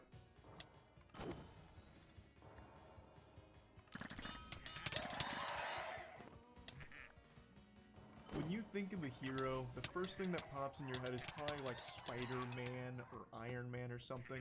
But for me, when I think of a hero, I think of anyone who has to work in retail, food service, reservations, any job where you have to interact with a customer. Those are the real heroes. I have always said and always will say that any job that requires you to interact with customers is an absolute nightmare. Hell on earth. You're constantly experiencing the worst humanity has to offer every single day. Swallowing rusty nails would be less painful. And I think that's something that everyone on this planet can agree on, that rude customers are the lowest of the low. I have more respect for cockroaches than I do some douchebag that's melting down in public, yelling at an employee over something that had no control over in the first place. It is one of my biggest pet peeve. In fact, I'd say it's probably my biggest pet peeve. I hate that shit. And today there was a video that was going pretty viral on TikTok about a guy who posted his own meltdown. I think my air defense is really low, actually. It is so embarrassing, I couldn't help but just talk about it a little bit today. Let me show you it. Hey, what's going on, man? How you doing? Listen, I'm recording you just because I've had the hardest time returning this. So if you tell me no, I'm gonna go ahead and sue GameStop. I see this shit all the time. If you don't help me fix this problem that is my fault, I'm going to sue the entire company. Like, what do you expect them to do? Start groveling like, oh no, please, don't sue the company. Oh no, oh goodness gracious, oh please, anything but that. Shaking their fist, I'll do anything to fix it. Oh god, just let me rectify this situation. Like, why do you expect the employee to give a fuck if you sue the company? Why is this GameStop employee all of a sudden gonna try and defend the company, the corporation, like, oh no, you Why did not, I just fail this second quest? Besmirch the good name of GameStop like this. I will fix your problem immediately. Now that you've threatened legal action, like they have no say so in the corporation. You know, this guy isn't John GameStop here. Like, he doesn't care. Who the fuck cares? I just can't wrap my head does around it this, actually like, 4-year-old matter? thought process here. If I go after the company, surely the employee is now going to be able to magically fix my issue. It's not their company. They don't care. They're just an employee of it. It's like air they're married to defense. it. It's not, you know, they Does don't that matter? care. They shouldn't care. It just makes no sense to me. But all power to this guy. If you want to sue GameStop and lose all your money in legal fees, please go right ahead. It'll be a really fun, goofy headline to read. I implore you to sue GameStop. And it's really silly in this case because it's GameStop. It's not exactly a booming corporation. Like, what are you gonna sue GameStop for? Their NFTs? Like you really stand to gain nothing out of it anyway? The whole thing is just a fucking disaster, and this guy's an absolute clown. You know, you have nothing to do with this. I just need somebody to tell me no on video so I can go ahead and sue GameStop. A brief moment of self-awareness where he acknowledges that the employee had nothing to do with this situation, but then still continues to make a big scene out of it. Jesus Christ, it's so painful. I'd rather teabag a barrel of plutonium. I'm just trying to get my money back here. I bought the PS5 bundle, and then they made me buy a whole bundle, which isn't even on my receipt. I didn't sign no contract under you guys' policy. It's just unopened things are returnable. They didn't pass you the receipt? Yeah, go ahead. I think you were in here even when I bought it. So yeah, I got pressured into buying a bundle. I didn't even want it. So I got 3 games and the charging case. I kept the controller there. You got pressured into buying a bundle, and now you regret it. What do you mean you got pressured into buying a bundle? What, did the employees please the air damage you may hazing and take the goddamn credit card out of your wallet to make this purchase? What the fuck do you mean you got pressured into buying a PS5? Were you just sitting there trembling like, oh my god, they're talking about a bundle. Fuck, I'm gonna have to do it. Sweat pouring down your face. You like 8 years old? You come in here acting like a big man, but your issue makes it seem like you're just a big baby. Like, what the fuck, man? Jesus. And the whole issue is super stupid anyway, because when you buy a PS5, you get games with it. It's bundled up. And I think the reason, and I could be wrong, this one I'm not 100% sure on, the reason they bundle PS5s with games is to prevent scalping or reselling. So that way you're not just getting like the raw console to like resell for profit. You get games with it as well that drive the value up, so you spent more on like the entire package than you did just the actual hardware. I'm pretty sure it's like anti-scalping measures, though I'm not 100% sure. But when you're buying a PS5, you never just buy like a raw PS5 anymore. It's always bundled. I get where you're coming from, where you didn't want to buy the bundle, but that's the only way you can get the system. Okay, what do you mean by that? So through GameStop, right now we're only doing bundles for PS5. Is that in writing? I know. So you're gonna just say no, huh? Yeah, I can't take it. So you can't give me the refund for this shit right here? No. Absolutely massive props to the employee here, keeping a level head and just delivering a firm no. I love that. Lays out the facts. The only way you get the system is with a bundle. Not much I can do for you there, champ. You made a decision that you regret, and I can't help you. But stop blaming us. It's your fault. You're dumb, not us. Like, okay. When's your manager working so I can come and fuck with him? Because I'm going to definitely come fuck with him. It should be tomorrow. Tomorrow? What's his shift? He should be in the morning. All right. And what's his name? I just come and I'm just gonna come fuck shit up. Like I'm telling you, I'm not fucking around. The guy who got pressured into buying a PS5 apparently is gonna come with another big scene to the manager of the GameStop. How embarrassing! And this happens every single time. The customer. That makes no sense. It blows my mind how that literally makes no sense. There's an event like I don't this, understand. It's always the biggest asshole that's recording it thinking they're right. He posted this in full confidence thinking that TikTok would be on his side, but instead all they did was steam his ham. They fucking slam dunked this guy across all of TikTok and on YouTube. I saw Jamari made a video about this as well. This guy's just become an absolute laughingstock, and it was entirely avoidable multiple ways. A, not making a big hoopla about you making a bad decision financially that you regret. Your fault. Take responsibility. Nothing GameStop can do for you here. And 2, not filming it yourself. You could have just not filmed it. And then 3, if you have the compulsive desire to film it, you couldn't fight the urge just scratching at your neck like, oh, I'm being an asshole and I gotta film it. Yes. Okay. Even after filming it, you could have just not posted it. Like, there were 3 ways of avoiding yourself being an absolute joke on the internet, and somehow all 3 of those filters you went right through. Impressive. This is, you guys are trying to upsell motherfuckers. I could have paid $800 on StockX if that was the motherfucking case. They should just give me the system now. I don't want no fucking Ratchet and Clank. Are you kidding me? You know what this is, bro. No, like I pay $800 for some bullshit. Like, say if like you wanted different games, like you legit like. Can you give me in-store credit for all this? Let me stop you right there, big guy. You do not want in-store credit at GameStop. They will give you like $15 for this entire PS5. It'll be $15 and like 5 toothpicks. In-store credit is the last thing you should be haggling for. It is not worth it at all. No, y'all trying to play me. It's a brand new game, and I'm here to return them. Saying y'all. Y'all GameStop, and you represent GameStop. You ain't got no name tag or shirt, but you GameStop. So that's why I'm saying y'all. Yeah, if you don't want to represent it, then quit. I work. Yes, the classic. You work at GameStop, which means you are GameStop. So all of my problems are your problems. Like, what? I don't even know where to start with what just happened there.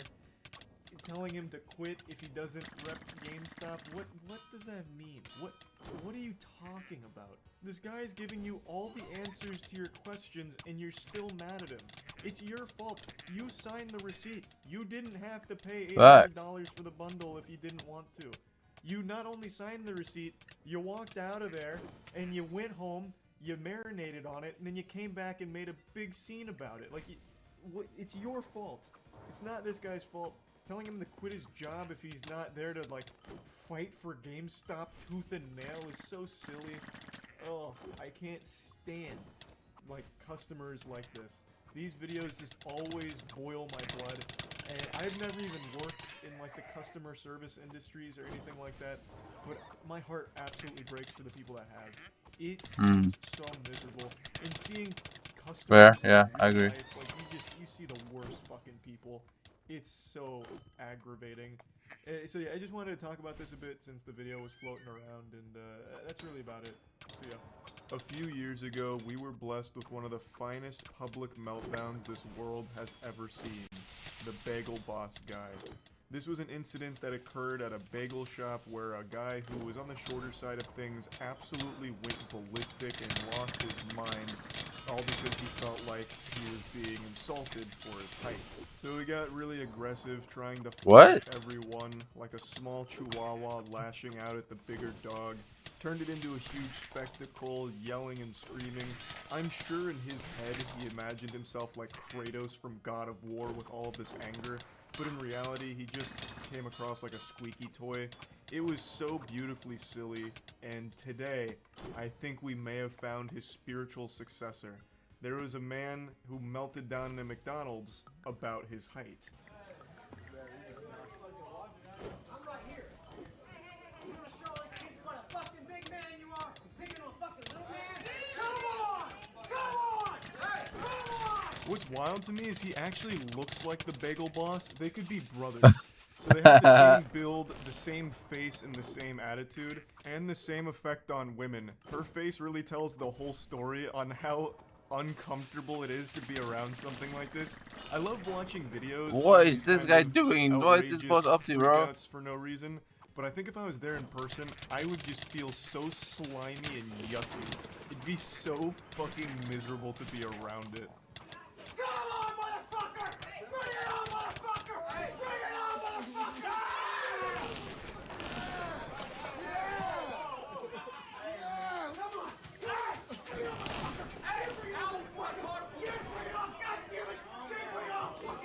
There is a lot to unpack in that 10-second clip right there. So let's get to the post-fight analysis here and break it down.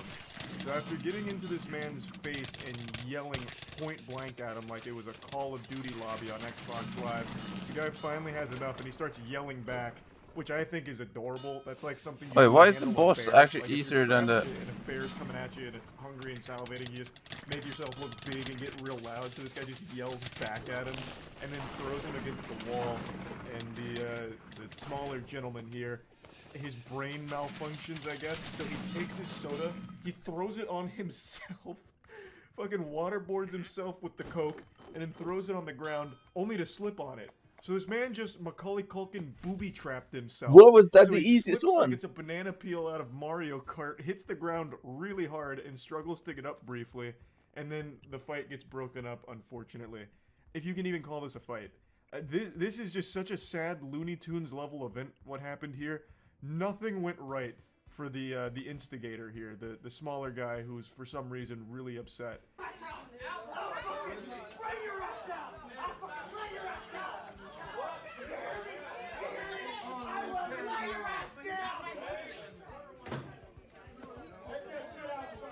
Okay, prepare to see answer. this altercation from this guy's perspective Okay, because he's doing a much better job Hive, than the do current I... cameraman.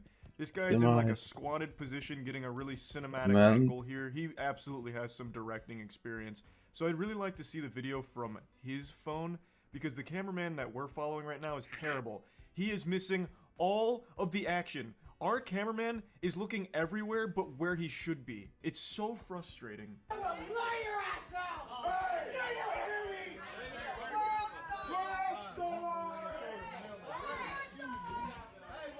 Okay, so it is the all I case. get here because I guess the cameraman was too fucking For the drunk Earth to just Division, focus okay. on one thing. The Earth Division should be I don't know easy. what he was doing. Just constantly turning around like clothes in a washing machine. The second the action started, he just it blanked out and just got everything that wasn't important. Filming the wall, filming people behind him, looking at the ground, never once getting them in frame again. It's so frustrating. I would really like the other angles here, but I haven't been able to find them yet. It's unfortunate we don't get to see the conclusion, but at least we get to hear some of it. The smaller guy keeps saying, "I'm gonna lay your ass out," which I think is a hollow threat. I think the time for intimidation is long past since you just took yourself out.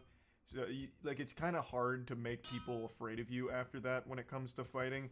I think he should have just cut his losses, and once they were broken up, maybe just give him, like, a cool one-liner on the way out, like, "You're lucky this guy stopped me, or else you'd be in the hospital from me beating your ass mercilessly," and then just leave. But if you keep saying, "I'm gonna lay your ass out," after you actually just ate shit on your own accord, it's just kind of more embarrassing, I would say.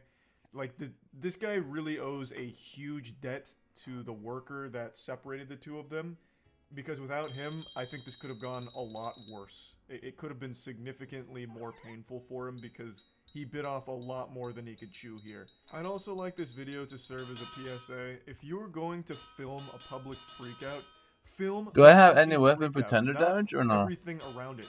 I don't know if he was trying to be like sneaky with his phone so no one knew he was recording or something, so he just didn't know where he was aiming, or what went wrong here, but this is just such horrible camera work, and it's insulting. I'm almost more mad at the camera guy than that smaller guy was with the customer in line. Like, it makes me so upset. I'm getting furious. I'm getting short man rage right now because the cameraman couldn't fucking focus on the action. Just, you know, you're there filming, you've made the decision to film, now be good at it, or at least competent, like close to it. Because the second that this, like, starts Is there to any pop weapon off, I have we that I lose could all use visual line. for? It's so upsetting. It's so frustrating. Because And I've another kept thing, a lot of every guns. time these freakouts happen, one thing that I always find interesting That's is what. people Okay, start I could say laughing this at with them, water. like, directly, or I in say this this case, when I'm shouting doing World water. Star and laughing at them and filming. You have to feel like such a clown. You know, like, you're super mad, Oh, I'm not gonna use that like, water, you're ready actually. to fight, and everyone's laughing at you. It has to be the worst feeling ever, and just makes you even more mad. It happens in every freakout video ever, and I can only imagine how much that fuels the rage in, like, this endless cycle.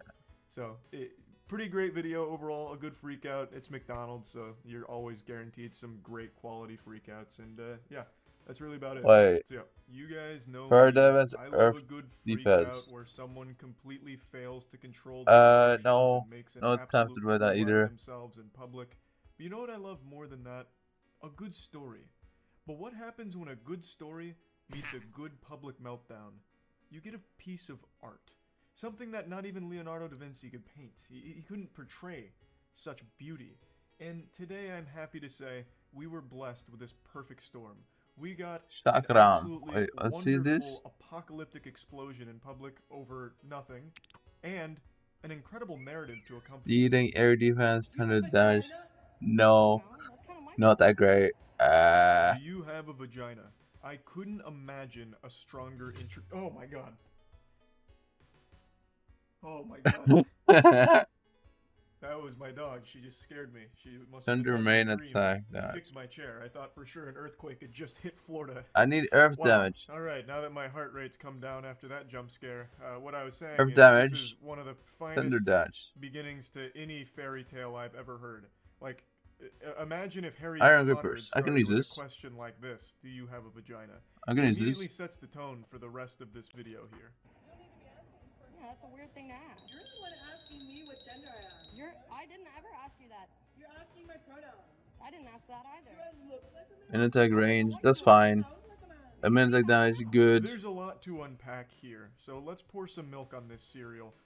The lady on the street It's is not accusing crazy the for person Earth, filming Earth, but of it's okay. asking It's her better than nothing, right? pronouns or something, which apparently never happened. The context for what led up to this is this lady who's on the street right now causing a bit of a ruckus. She was eating at this restaurant and then claimed that the restaurant served her cat meat instead of chicken. So naturally she was outraged. I don't know what the restaurant was, but the only place I could imagine serving you cat meat is Burger King, and it would probably be better than their normal menu. So she's upset, thinking that she didn't get the chicken she had rightfully paid for, and she's making a big hoopla about it. Apparently she had threatened to go get assault rifles, which I imagine is implying she'll come shoot up the place. She was also apparently throwing things at the window of the restaurant, which is when this person started filming this freakout. And that's where we're coming in here into the story. So we're already in like Act 2 of this play, but now you know what led up to this moment. I also forgot to mention that shortly before recording, I should probably get more earth. throwing Do around I have slurs more as earth? well. Now, I'd like to focus a bit on when she says, "Do I sound like a man?" Because she does something very interesting here. That's I don't something know if actually you you could caught do it. for I'll every read it single again. one of these. I don't know what you look like. I would actually make this easy, no? When she says, "Do I sound like a man?" she does it in a goofy accent that sounds like a Scottish professor. I don't know why. I guess some wires got crossed in her brain or something, or perhaps she really believes that every Yeah, I could man actually do that for every sounds like single one a of these. distinguished Scottish gentleman. But it is such a beautiful, like, flair to her sentence that I couldn't help but point it out. Do I stand like a man? What does a man stand like? Oh, then I guess no. This is my favorite part. Do I stand like a man? And then she strikes this Do I ballet stand like a recital man? pose. She gets into like this wide stance. It looks like she's about to go into an improper deadlift. These kind of reminds me of like when kangaroos flex. You know, where they throw their arms out and you see like all their bicep veins and shit like that. It's the same pose. Yeah, don't mind me. Just a dude posting up, just standing like a man. Because that's how all men stand. I've never seen a human being stand that way, let alone just some guy. I don't know what's going on here. It's like a video game NPC that's starting to malfunction here. Like her animations are getting messed up, so her idle animations all kind of like janky. It's just a wild ride. And I've seen a few people talk about it, and they've said that this may have been like mental illness or something, and it's impossible to know for sure. But I've seen a lot of freakouts. I wouldn't necessarily call myself an expert, but I'm not far off from my degree either in analyzing meltdowns, I'd speculate. So I'll go ahead and pass my professional opinion here. I think that this is probably substance-induced. I've seen a lot of these kind of things, and they all have one thing in common. Typically, some sort of substance leads to an outburst like this. So that's my little armchair analysis here. But again, I don't know for sure, and if it is mental illness related, hopefully she gets the help she needs. But threatening to bring assault rifles to shoot up the place is not acceptable under any circumstance, nor is throwing rocks at the place and throwing around a lot of slurs. Yeah, record me. Are you recording? You sneaky bitch, are you fucking recording me right now? I'm holding my phone. Okay, good. Call 911. They're already on the way. Perfect. Can't wait to talk to the officer.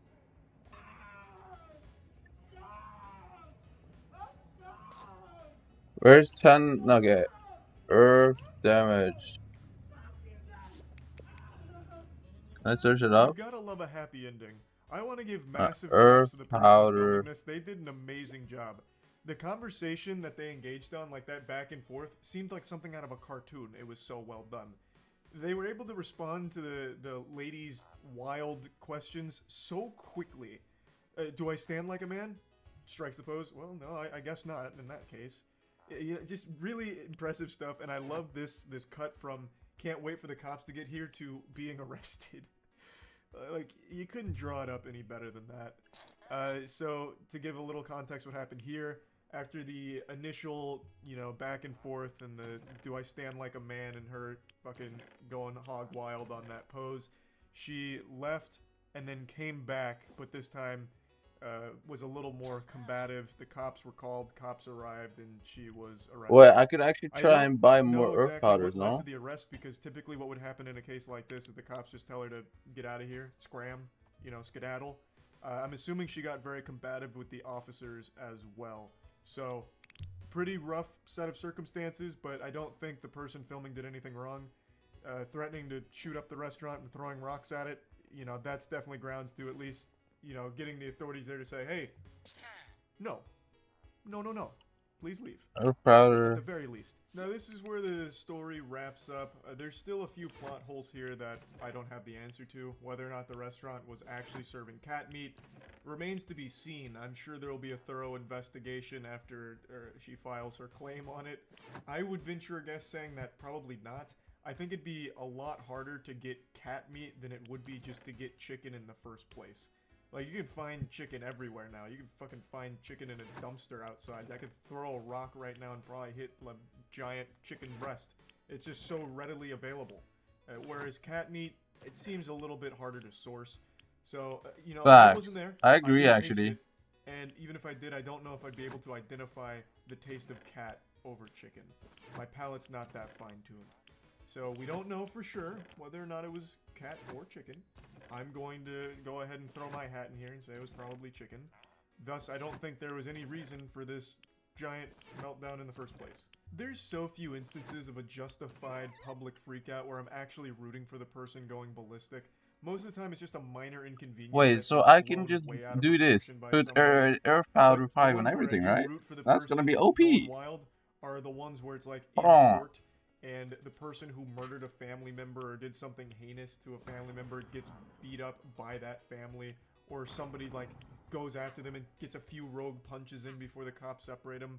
I'm always pumping my fist saying, you know what, great. But aside from those extreme cases, it's never worth embarrassing yourself like this in public at all. Anyway, I just wanted to share this one with you because I found it to be an entertaining, short, little freak out, and that's really about it.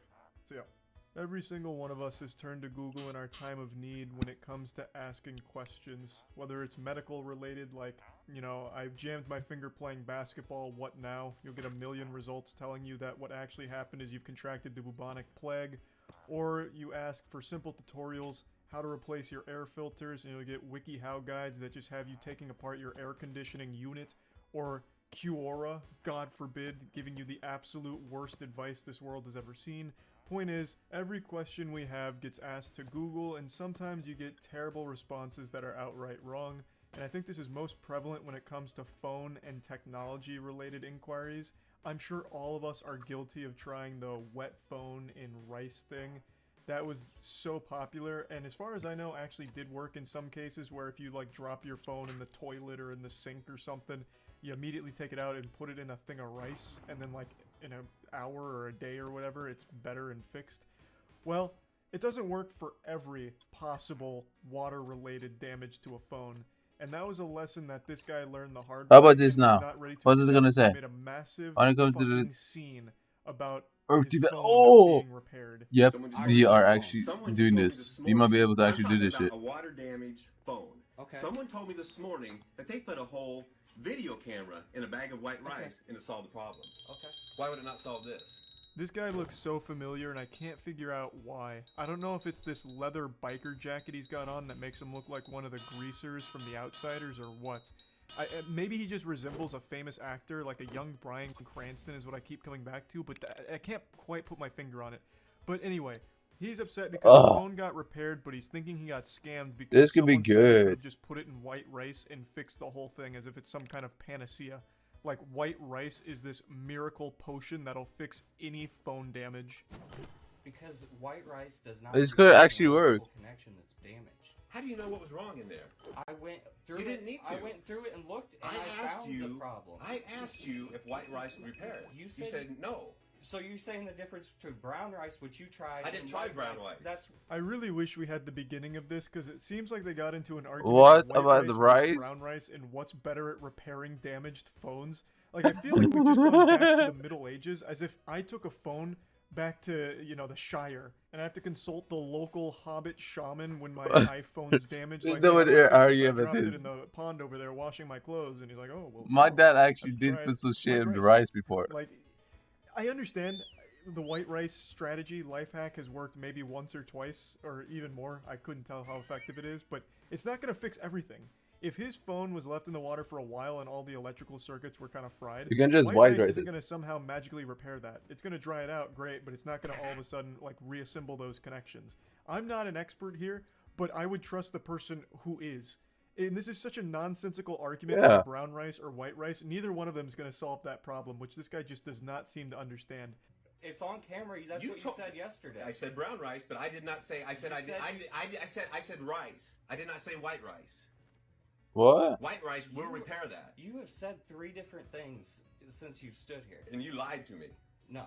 You lied to me. Not once. Let's just wait till the cops get here. Okay. Okay. God, I hate that stupid smirk he keeps doing here. Just Ugh. so smug. Gives him the most punchable face on the planet. Just a face that's begging for a knuckle sandwich. His attitude too, oh, it's so repulsive. What a piece of shit. I hate You can him, tell yeah. he's having a I great agree. time arguing. He's getting off on it. You can actually just feel him busting nuts in his tight little trousers there at how much fun he's having, making this worker's Whoa, day a whoa, little chill, worse, chill, just chill out. arguing over nothing.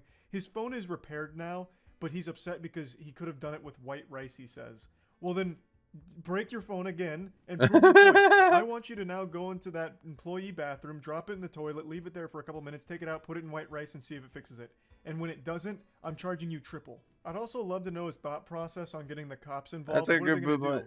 do? Shit. Sir, what seems to be the problem? This scam artist, this snake oil salesman, Lied fixed about my rice. phone when I could have just put it in rice. Throw him in the slammer, please.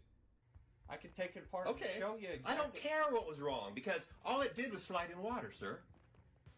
You told me flat out white rice will not repair that. Flat out. Exactly. It won't. Okay. That's what I'm hearing. I don't know what this fucking guy thinks white rice is capable of. Does he think they're like little nanobots that go in there and repair electrical devices? Like, I don't get it. I don't know why he thinks white rice is just this all-powerful entity that can fix all phones. I know for a fact he's not talking to people in person about this conundrum. He absolutely consulted his reptilian Facebook group and all of them were talking about white rice and chemtrails. So now he charged this place just to be an asshole here. Like, it's so upsetting to see. He fixed your phone already, man. Leave him alone. If you want to go use white rice and brown rice, or Jesus Christ, even What is rice, happening here? Why am I taking so much damage? then go ahead and do that next time. This guy's such a confusing, stupid asshole as well. He said that the employee lied to him, telling him that rice wouldn't work, which it wouldn't, I imagine. But if you went to this store to get your phone repaired, why would you even ask about rice without trying it yourself? Imagine if someone is Why doing would you drive all the Kilo way there Cave. and then ask them about rice when apparently all your friends know better than the expert? Why not just try the rice first and see if it worked? And when that didn't work, go to this guy. Why do this first and then come back? 80. I agree with 80. Rice was an option. Well, what you hear and what I actually did are two different things. I don't care what you did. Yeah, you. No, I don't. Okay, so what kind of world do you live in where what is actually repaired and what you're told are two different things, and you don't care to know the truth? I do care to know the truth. Okay. You can't handle the truth, you fucking wax statue. This man has told you 1,000,000 times rice wouldn't work, and you don't know if rice 100% would have. I'm very confident that rice probably wouldn't have, and I don't even know the situation here. So, I don't know why he's even having this argument. It's so fucking worthless. He's just here to make a scene because he's got nothing else going on in his life, and he's just one of those people that thrive on controversy, so he's here, and he's just enjoying the misery of this whole situation. I've been told by many people that white rice will do it. Okay. I come in here to your business, you tell me it won't. I can tell you the world is flat. A lot of people tell me it won't. It isn't. Exactly. What? Now the NPC's glitching out here. He Oh, yeah, wait. grabbed his head around what Is just he happened. confused He now? made himself look like an even bigger fool. He's such a stupid douchebag. This again just highlights my point that there is no winning when it comes to customer service. This guy did his job well, did exactly what the customer asked him to do, fix my phone. He did it, and there was still a problem. The man came back the next goddamn day to make a big hoopla about it. It's so frustrating to watch. Again, my heart goes out to anyone working in a field that involves dealing with customers. Like, it's miserable, and I'm wishing Where's you the the shop? absolute best. I also hope that the second this video ended, Where's the this shop? guy left the store and it was a torrential downpour. Just an absolute monsoon. A biblical storm blew through and once again waterlogged his phone, immediately breaking it. And then he went home, tried rice, and the whole goddamn thing just blew up. And now he's gonna have to get a new phone. That's if there's any justice in the world, that's how that played out in my fanfic. Anyway, that's really about it. So yeah, I played a lot of RuneScape as a kid, so I'm very well versed in scams, and it really shattered my trust in people and taught me early on that you can't always put your faith in strangers to tell the truth. How's the Maybe they event won't shop though? actually I don't double your understand. money. And I think that this led to me being better at identifying scams in real life, but it doesn't make me immune to them either. When I was a freshman in college, I fell for the oldest trick in the book, a timeless classic prank, fake being homeless with a sign and beg for money on the streets. A scam that has stood the test of time. It's people that just panhandle on the street, pretending to be homeless and try and get money that way. It's actually very lucrative. Sometimes people that do this make anywhere from 60 to 100 grand a year off of this shit. It's fucking despicable. The reason I'm bringing this up is because on Reddit this week, a video went viral, and it's from 2017. It's an older video, but it's a video of a woman in Richmond who pretended to be homeless and was exposed. So weird. She even eventually got arrested, but I'll get to that towards the end of the video. But I wanted to go over this video because I think it's not only a very entertaining video with the way she responds to being confronted, but also a bit eye-opening as to the depths people will sink to get a quick buck. This scam in particular has always greased my ass. It infuriates me. People that just take advantage of others' willingness to help, their good nature, it's just so fucked up. But I'll quickly tell my story since I was a victim of this scam when I was younger. I don't know if I've ever told it, I'm sure I have at some point, but when I was a freshman in college for the first semester, I used to commute to university, and I always took the same route, just like a little NPC that never deviates from the schedule. I would always go down one road in particular that had a guy standing at the corner of one of its major intersections. This guy, he looked disheveled, he had a curly white beard, it looked like fucking jolly old Saint Nick, Santa Claus had fallen on rough times, and I'd always see him talking to people, and he was always smiling. He just seemed like a really nice guy. And he had a sign that had every fucking sad tale you could imagine. I'm a homeless veteran, my dog ran away, my wife divorced me and took the kids, I broke my leg in a bowling accident, and I have lung trouble from the time I spent as a coal. Any money you can spare is very much appreciated. God bless. It sounded like a fucking country song, and it was heartbreaking to read. So every day, Monday through Friday, I'd give him $20, sometimes $40 if I had a little extra. And I did that for about a month, or a month and a half maybe. But then I got hit with a shocking plot twist straight out of a Darman video. I swear to God, it would have been less painful to find out I was adopted. One time when I gave him money, the last day I gave him money, I really wish I could remember what he said verbatim, but he hit me with something to the effect of, really appreciate all that you've given me. My apartment over in this area isn't super cheap, so I appreciate it because I wish I could remember exactly what he said though, but those were the cliff notes. That was the main bit of lore that he dropped. He had an apartment in that area, it was expensive, and it looked like it was going up, so me giving him that money for the last month and a half was a little helpful. And that's when the realization hit. My universe melted around me, and it sunk in, the reality. This guy had used me like a fucking fleshlight. This guy wasn't homeless at all, he was a fraud, a faker. A goddamn drama club thespian leader. Wow, this is no joke. This is fucking impossible. Month and a half. That area he would stand in was an extremely expensive area of Tampa. So to have an apartment in that area, he was already making a lot of money. And I was just another piggy bank for him to dip his little cock into. I was furious. But I couldn't confront him about it, obviously, so instead I just said, yeah, no worries, drove off, and then started taking a different route to university. One that was an extra 15 minutes out of the way, but just one where I knew I'd never have to see him again. I was beyond mad. I went so far above mad, I just wrapped around all the way to sad and upset. Like, I used to take extra money out of the bank just to make sure I had enough cash in my wallet to give him $20 Monday through Friday. This dude became like a daily part of like my routine, like to make sure that I was able to, you know, help him out a little bit. I just wanted to see him succeed, you know, do something good for someone that fell on hard times, only to find out it was all a lie. I don't know if he meant to do that, like maybe he felt guilty from all the money I'd given him, so he decided to drop that little nugget of wisdom, letting me know that he wasn't actually homeless, or what that was about. Maybe he slipped up, I couldn't tell you.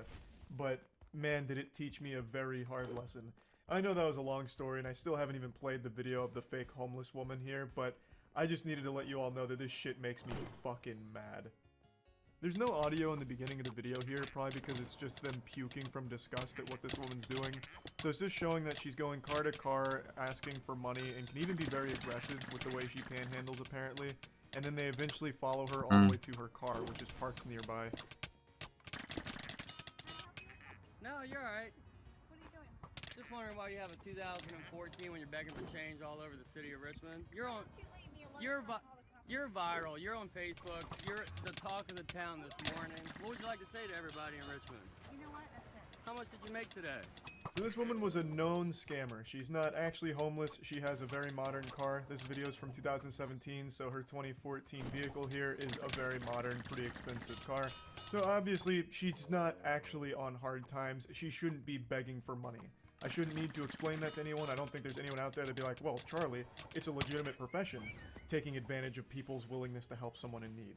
You know, this is her job. This is her 9-to-5 work, begging for money under the false notion that she's homeless and needs it, when clearly she doesn't. So, it's just a whole lot of bullshit. How Just a good is slimy, this person, pathetic bro? What the worm fuck? here. And this is 2014, so I'm assuming by now she's moved on to doing OnlyFans. Probably to moderate to no success there would be my guess. Or she might be back on the streets scamming. There's no telling for sure. But How she good is gets this guy? confronted here by these two men that are filming. And then her immediate response is to once again just try and play the How victim. good So is she this walks guy, over to bro? the What the local fuck McDonald's is to try showing and up get on them me? involved. How much is in that bag? Good. You better get me off the cell phone. Everyone, be warned. How much you make today? I always love this immediate response. I'm calling the cops. Yeah, you've caught me on film scamming and doing something illegal. You can't panhandle like this. It's a crime.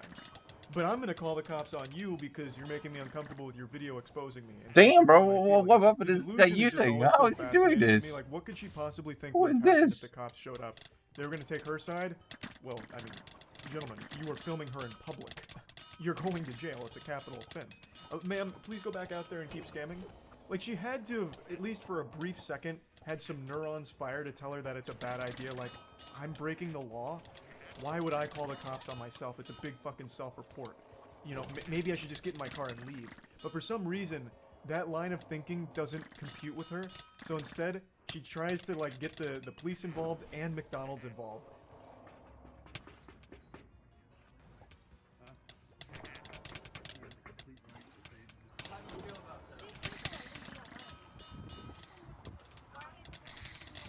We have a right. This is a free country. We're not open to anything. Did you know that she parks in the parking lot every day? And it's God, I love the response from the employee here. Like, I don't know. What are you talking? I don't know why they're filming you. Who are you? Fucking crazy lady, a lunatic? But you escaped from Arkham Asylum? Why are you asking me? Christ, I don't know what's going on here. Why Yo, are you these guys making are me open tough. this window here and then bombard me with like an interrogation. I don't know what the fuck is happening. You know, like I don't know. I feel like this what guy just the has a scammer way could better have build than me possibly because expected my here. build is Knock dog on the shit. window, Ronald McDonald answers and like comes outside to save the day. Like, hey, stop filming her right now, gentlemen. In my establishment, not at Mickey D's. That's her car right there, Fiat. Next time you see that car, She's free to leave. We can't stop her from getting in the car and driving away. hey, we got everything we need.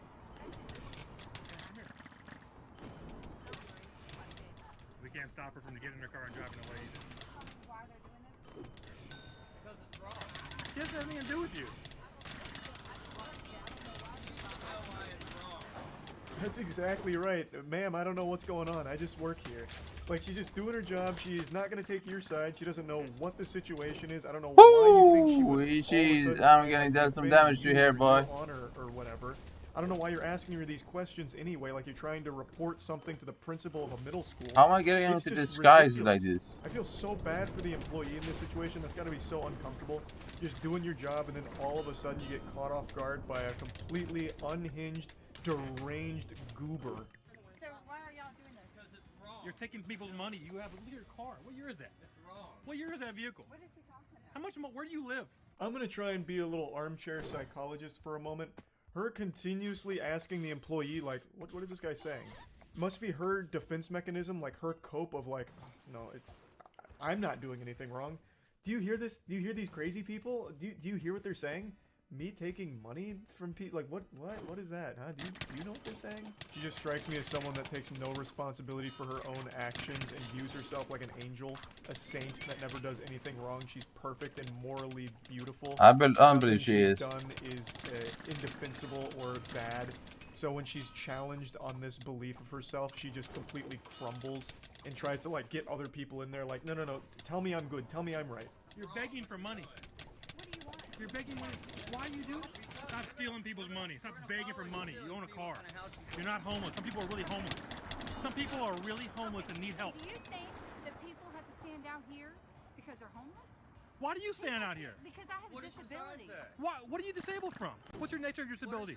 What is the nature of disability? What is That's it? none of your business. A bold strategy, but unfortunately a swing and a miss. Her sign says she's homeless. So her whole thing of, no, I'm here because of a disability is immediately contradicted by her own fucking sign. Yeah, I agree. So I will say she has great fashion sense. She's wearing a shirt that says, "I train while you sleep." So checkmate, nerds. While we're all snoozing and catching our embarrassing wet dreams, she's out there on that grind, the Sigma grind, scamming. What a hero. She's my queen. Go ahead and get in your car and leave. What does he have to do with you?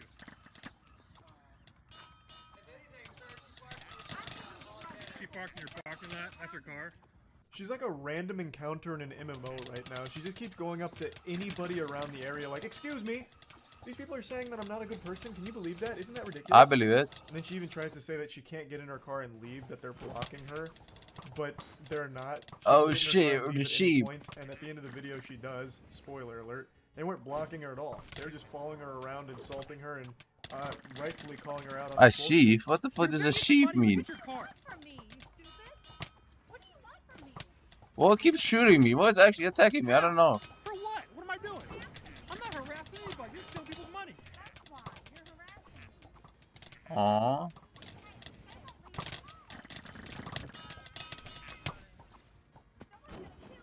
This fucking imbecile even tries to flag down a customer that's just leaving the restaurant after getting their meal to try and like talk to them and get them involved in all of this. It's so weird. And she constantly keeps mentioning that someone's going to kill them, that what they're doing is going to get them killed, level which is, of 120s? course, pretty fucked up. But at least this story has a happy ending because she got arrested shortly after this video went viral in 2017. She was arrested on 3 counts of throwing a missile at a moving vehicle. A What? charge I didn't even know existed. It sounds like some Super villain shit. How is she throwing a missile? That's like something Senator Armstrong would do in Metal Gear Rising. But then as I read more, it's because she would like throw Gatorade bottles at people or something. So it's pretty wild. So yeah, I just wanted to talk about this story a little bit since it's one I'm very passionate about. And that's about it. Yeah, I really expected a real missile. But it continues to get worse. Over the last few months, there has just been an unstoppable flood of videos showcasing insufferable douchebags going ballistic at customer service workers for no reason. I have made so much content insulting these people, I'm basically like the dare class for it now. But instead of warning you about drugs, I'm warning you about being an unlikable Stop shooting me like this. Today there's been a pretty goofy one involving a hotel guest getting upset at a hotel worker and making unreasonable requests because he's too fucking stupid to figure out how to book a room properly, or he's just a straight up scammer. The reservation on our phone is Yeah. What do you expect us to do? Well, with that one, we could get you checked in. It came in as a king suite reservation, so it has a king bed and a sofa pull-out couch. Now the video starts in the middle of the boss battle here. We're coming in raw right into the front lines off of a hot drop. So what's happening here is the hotel guest urinal cake is now starting to argue with the worker because he's unsatisfied with the room that he booked because he doesn't believe it's accommodating enough for the 4 people that's with him, 2 adults and 2 kids. Now, it is missing a little bit of context what led up to this, but I feel like this guy is just way above level 80 though. Explain it, and it sounds like this guy was just trying to scam. So what happened was he basically reserved a 2-queen bed suite that had the 2 queen beds and the sofa pull-out couch. But then he called and he canceled that reservation because it was too expensive, and then he made another reservation through a third party for the king suite that has obviously the king bed and the sofa pull-out couch, but he was fighting to get like the 2-queen bed suite, but we were sold out. Yeah, this sounds really shady. This sounds like a really dog shit hustle that Ed and Nettie would have done to save a couple extra quarters to spend on jawbreakers. According to this story, he booked the larger suite with 2 queen beds and then canceled it, went to a third party to book the king suite, and then made this. I feel like this guy is just absolutely carrying. I'm not gonna lie. Throw a temper tantrum, kick his little feet, shake his fist, squeeze his nipples, and complain to the worker until they upgraded him to the queen suite, which he had just canceled. And it clearly didn't work because he must have forgot that hotels can sell rooms once they've been canceled. So the lady explained to him that every other room was booked, so he had no other alternatives, so he's just stuck there with his dick in his hand in that king suite that he purchased, or that he reserved. And he's not very happy about it. What do you expect us to do? We have 2 kids and us. We can't all sleep. Yeah, I understand. It's just, it's the way that Booking.com sent us the reservation, so all that we have is that, and we're sold out for tonight. I get that. So what do you expect us I feel like this guy's just What way do you stronger mean, than what does me. she expect you to do? She expects you to go fuck yourself. Who cares? She's not your mom. It's not her responsibility to coddle you. She's given you the cold hard truth, and you're refusing to accept it. And there's nothing I'm she can being do. There's carried no wiggle so room to unbelievably somehow hard. just It's kind of snap her sad. fingers and all of a sudden, all of the But it's hotel okay. rooms are available I just for you want to this take a quest pick done. of. It's you So figure I it don't out. really You care. caused this problem. This is the problem you created. Now you find the solution. You're the one that blew this whole operation here, ruined the family vacation, bah humbug Christmas away with your terrible booking. You know, that's on you, buddy. Like, I don't understand why he's trying to put the onus on her to solve the problem he created.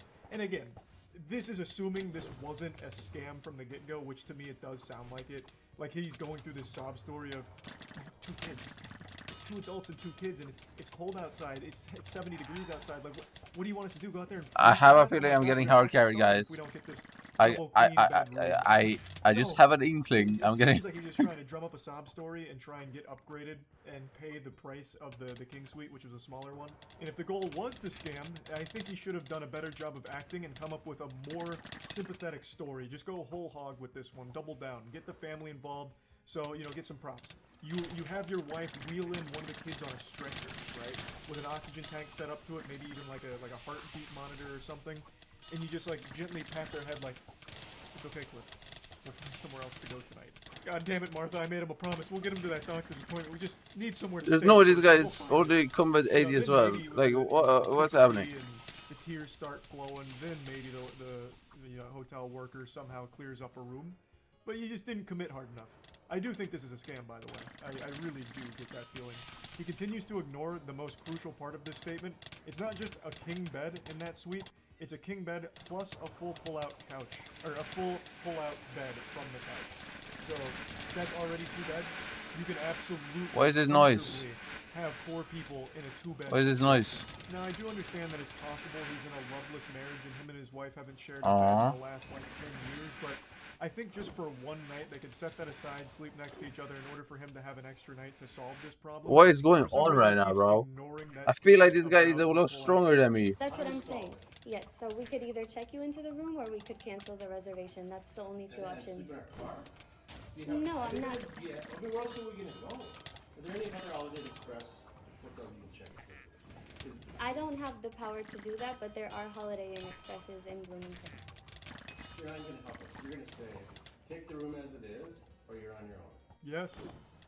Yeah, that's exactly what she should do, and exactly all she can do in this situation. There is no further help she can offer because the whole place is fucking booked, and it's your fault that this has become a catastrophe. I agree. What I can do to help you guys is get you guys checked into the room that has the king bed and the sofa pull-out couch. But apart from that, we don't have any other rooms to check you guys into.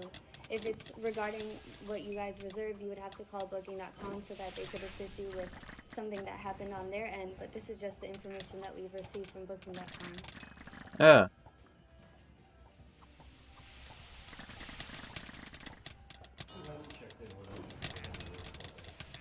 We don't have any other rooms available. Another brilliant plan from the chess master. What? There So is no now rooms, he's bro. wondering if he can just take a room from someone who hasn't currently checked in. I'm sure that's totally legal and won't lead to a huge problem for the hotel worker to do that.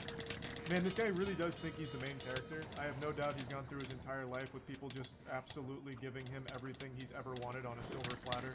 He just comes across as that kind of entitled douchebag. What an absolute I don't like outrageous him. ask. Who hasn't checked in yet, and can I have their room? What do you mean no? These rooms are reserved. I can't take them from somebody that's already reserved a room.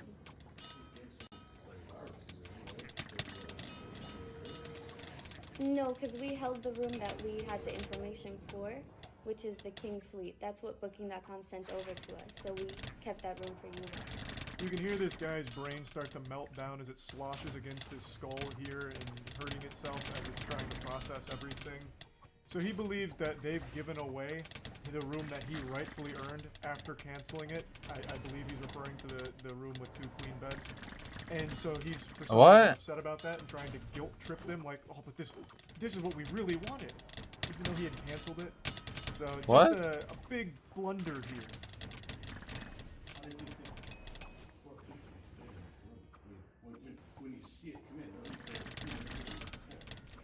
No, If you 'cause cancel the Booking.com room and sends you us show up information, expecting so to get the that's room, reservation what's info your you guys expectations? You didn't thoroughly investigate this man's family after he had reserved a room through Booking.com? You didn't go to his Facebook page and look at the height and weight of each member of his family in order to deduce whether or not they would comfortably fit into a king suite? Are you even doing your job? Unbelievable. I mean, now I see the guy has a point. What a fucking stupid asshole. Holy What the shit. fuck is And wrong with again, this boss? He keeps ignoring the most Hey! important part. It's not just one king bed in that room. There's also a full mattress on that sofa. It's a pull-out couch. So he can absolutely fit his whole family there. 4 people can stay in 2 beds. It's been done plenty of times before. I've also been in situations like that where it's no problem at all. It's pretty easy. So you think 4 of us can sleep in that room? That's your suggestion? I'm not too sure how you guys were going to, you know, do the setup in there. We just have the reservation as it was sent in to us.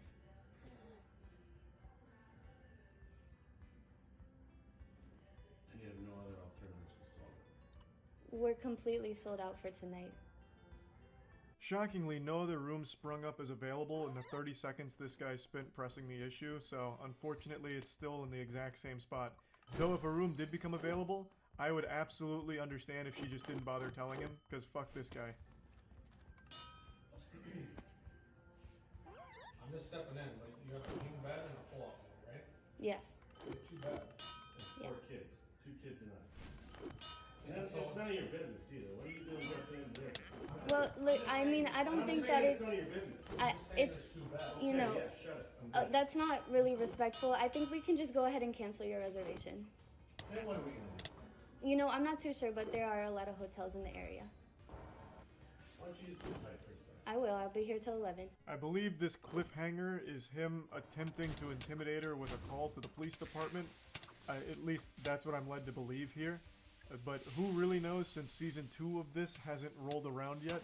But I'd love to know what he'd call 911 about. Like, what's your emergency? Well, you see, at the nearby Holiday Inn Express, they're not letting me steal someone else's room. No. I booked the king suite and canceled the previous one, but I should still get the previous one, am I right? No? Well, what do you mean? We'll cancel if there's no penalty. Yeah, we can cancel. If there's no penalty, is Booking.com going to charge us? No, but you just gotta give a call to Booking.com and let them know that you want to cancel, and then there's no penalty. Okay, call Booking.com.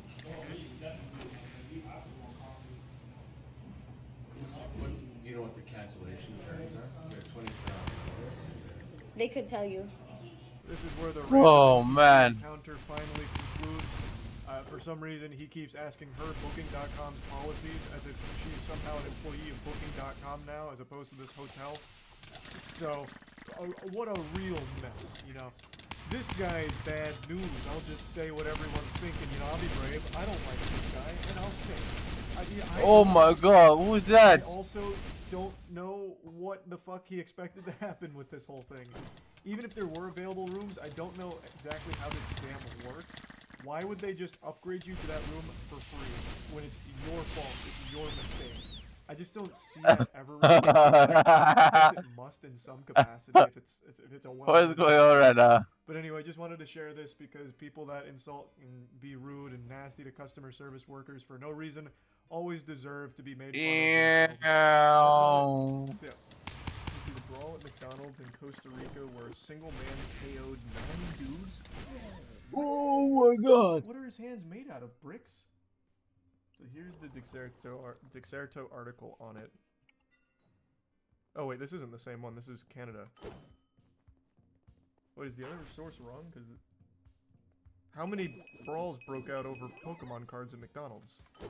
McDonald's Canada shouldn't treat customers like this. He says he has no books or Pokemon cards left in stock from the whole rack of them. He gave me a donkey 2 times in a row. McDonald's, I want to press charges on McDonald's. I'm gonna press charges on McDonald's. Wait, what is he pressing charges for? This is discrimination. You're discriminating against Redditors here by not giving me these Pokemon cards. What is the charge? I don't understand what he'd even go for. No, I'm not being worse than a sick child. I want Yes, to you are. Put it online. Put it online. I'm being targeted. Oh, I will if you want. Being targeted? I wasn't going to, but I Put it will. online. I'll continue because Churro, Nova Scotia, Canada, McDonald's, and say they don't have a book or Pokemon cards in the building. Brother. It's just some McDonald's Pokemon cards, man. He's so heated. And he's saying it all like so stern. Yeah, you can start it. I'm making a scene because you're being that. Yes, sir, you are. This is the weirdest argument ever. Now he's speaking like he's speaking like he's talking to a child. You're being bad. You haven't done anything wrong. You don't have any Pokemon cards for him. Just go to another McDonald's, please. This can't be real. Honey, back up. Oh no, not the charges again. I'll never understand why people that look like this guy, who I know has never been in a physical confrontation in his life, feels so confident to challenge someone else to punch them. That's never going to end well. Like, yeah, I'm getting so hard, Gary. I don't care. I need this quest done. Out of my way, out of sight, out of mind. Just because they want to sue? Maybe, I guess. He does keep threatening lawsuits. Maybe that is like the overarching plan. Still, it doesn't seem worth it. Try to get hit so he has evidence to classic. Yes, yeah. I feel like there has to be extenuating circumstances, right? Like, I'm not an attorney, but let's say I was representing this guy, assuming he gets in there and feeds him a knuckle sandwich. I feel like I could make an argument like he literally asked me to do it. I was fulfilling a request. He told me. He said he wanted me to. What am I supposed to do? To decline? I'm a nice guy. You know, it's better to give than to receive. So I gave him the gift of the sandwich. He asked for it. There has to be a way, right? Like, you are literally telling him to. Yeah, he's a consenting adult. Yeah, right. Beach outside, bitch. All right, let's go. No. What is that? Size small. What? This can't be real. This cannot be real.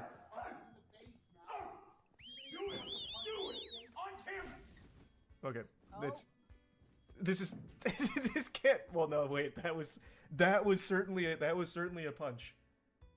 And I don't think that they're talented enough actors to sell something like that. That made full contact. How can someone end up like this over Pokemon cards? And then he's insulting the guy's ankles? How does this happen? What went wrong? This is very anti-Canadian. I'm sorry Canadians out here have to see that this happened on your soil. I'm so sorry. What are your ankles, a size small? It's such an interesting insult. It's not even fighting words. I'd just be confused. Nobody insults my ankles but me. Put them up, Buster. I've come so far, I've got to see who wins this. God, it's like they're throwing punches in a dream. It's turned into aggressive hugging.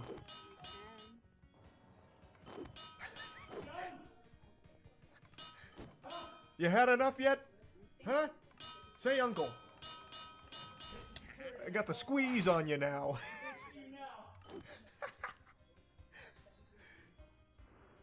I'm gonna beat my Pokemon cards out of you like it's a Mario coin block.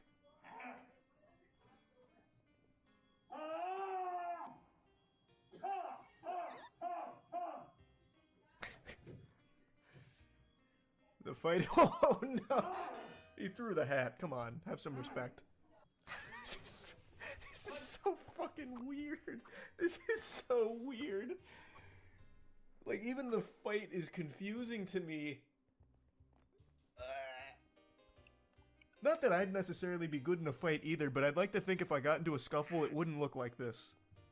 I'd be mad about the Pokemon cards, and I'm even more mad that I'd fight like this. Like, the whole thing would just make me so upset. Some wrestling. Yeah, some good old-fashioned wrestling. Go with me or you're done. You hit me, and I will fucking hurt you. I'm ready to fight you. Oh, not happy Pikachu during all of this. Come on, guys. I think I'm gonna just dodge everything because he's no, like not totally doing this. Please. Please. Not again. It's enough. Team Rocket wins again. Please, no. At least turn the camera, please. Oh, he's got the chair. He's got the steel chair.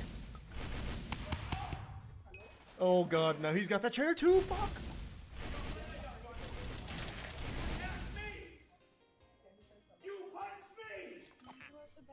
Super unrelated, but he keeps saying that, and every time he does, it reminds me of that iconic scene from Knock Knock with Keanu Reeves, where he's talking to the two girls that tied him to the chair, and he keeps going, I didn't fuck you, you fucked me! You fucked me! You came into my house and you sucked my dick! You fucked me! It has that same energy.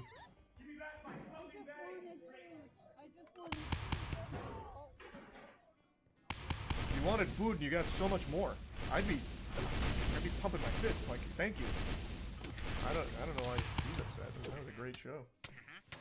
And now you What get his is Pokemon that? cards. Do you think he actually bit him? Yes. Oh yeah, I do for sure. Bro, they didn't use any rage arts. Yeah. They didn't use any meter, unfortunately, no supers either. You need to wait, bro. Stop killing He was it. fighting over a Happy Meal toy. He was fighting over Pokemon cards, man. Show some respect.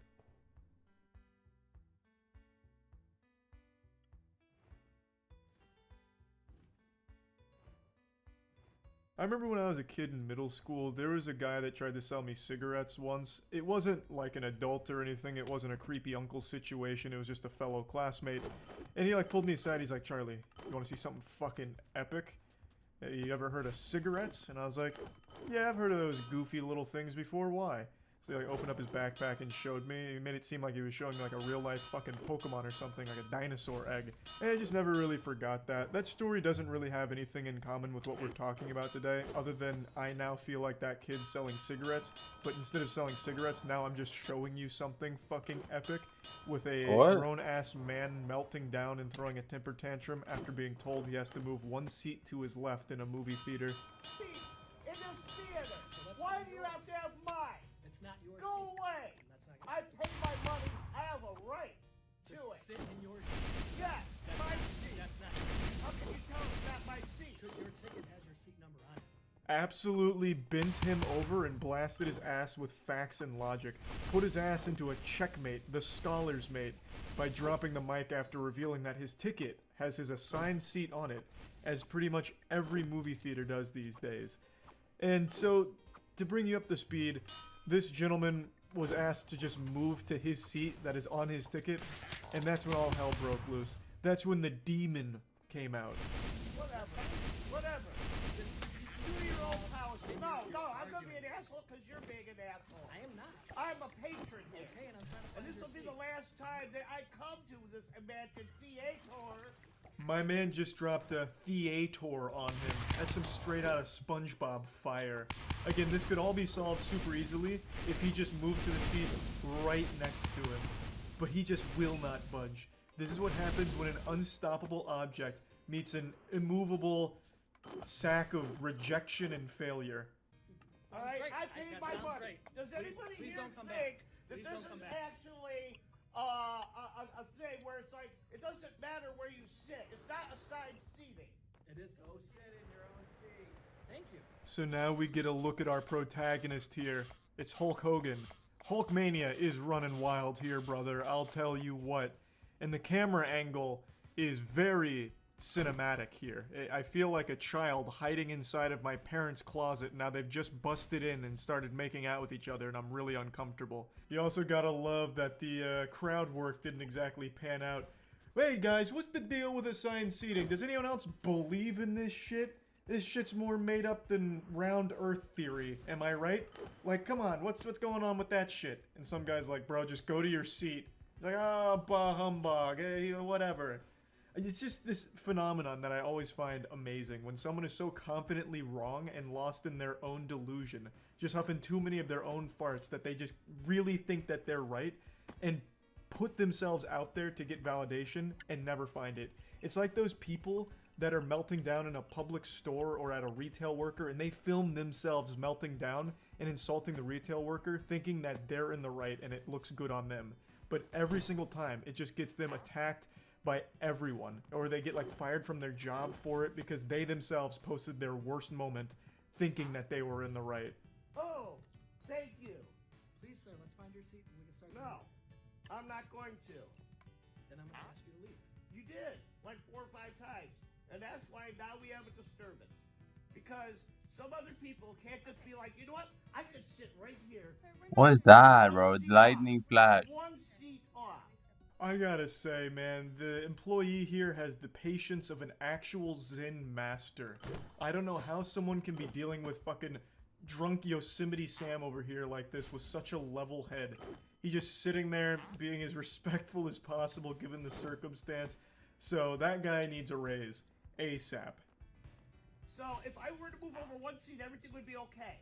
Is that what you're saying? Is that what you're saying? Does it mean... Are you gonna listen? Alright, go ahead. Go ahead. Be my pest. Wait. At this point, you are disrupting the show for these fine If folks. she's hot. No, but I'm confused. Wait. I'll be nice and get you a refund. I don't know. I might want to be taken out in handcuffs now. Sir, let's... Come on. I say call his bluff. This is not a guy who's accustomed to confrontation or fighting.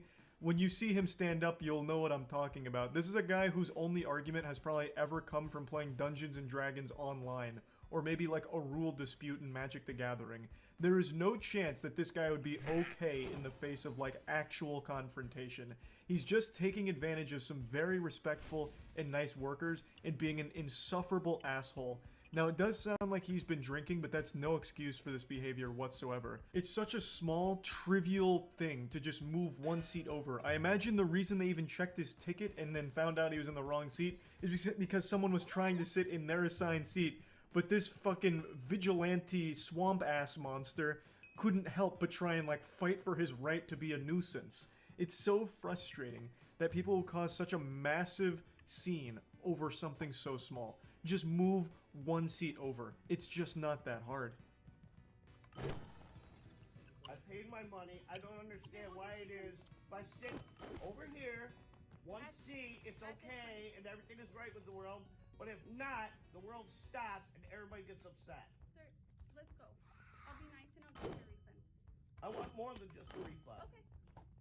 Can I get a drink? We'll take care of you in the lobby. One more drink's gonna have this man in the fetal position. What? This guy is like a to go. Pop a tit for him to suckle.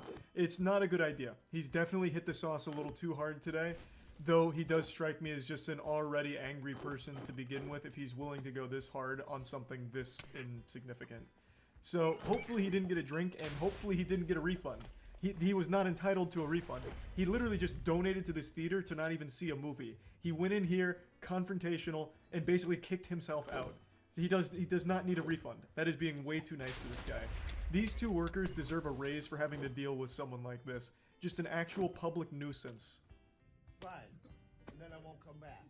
Okay. Ever. Okay. And I'm gonna make sure everybody knows about this shit. Okay. I appreciate that.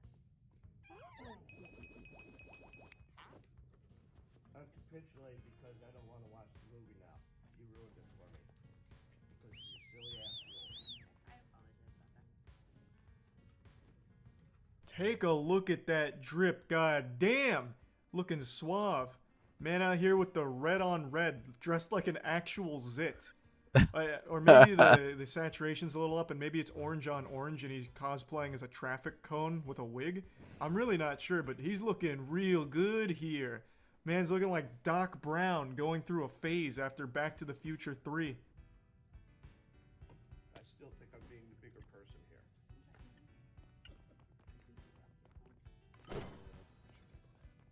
You said they're paying $900 for it. This is it? Oh shit. Goodbye, everyone. Enjoy your movie. The most predictable twist in cinema history. This guy owns a trench coat and unironically wears it in public. I actually thought when he first picked it up it was a trash bag or like a tarp or something, and then it turned out to be a trench coat and I just thought, yep, that makes sense. That tracks. That sounds about par for the course.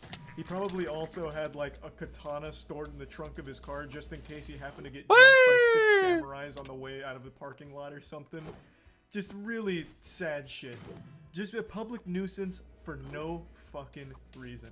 Could have just moved one seat over and saved everyone the trouble and himself the embarrassment. I think this is just a lesson to everyone to not make a big deal out of such simple and small things. Even like, let's say in some fantasy world he was right.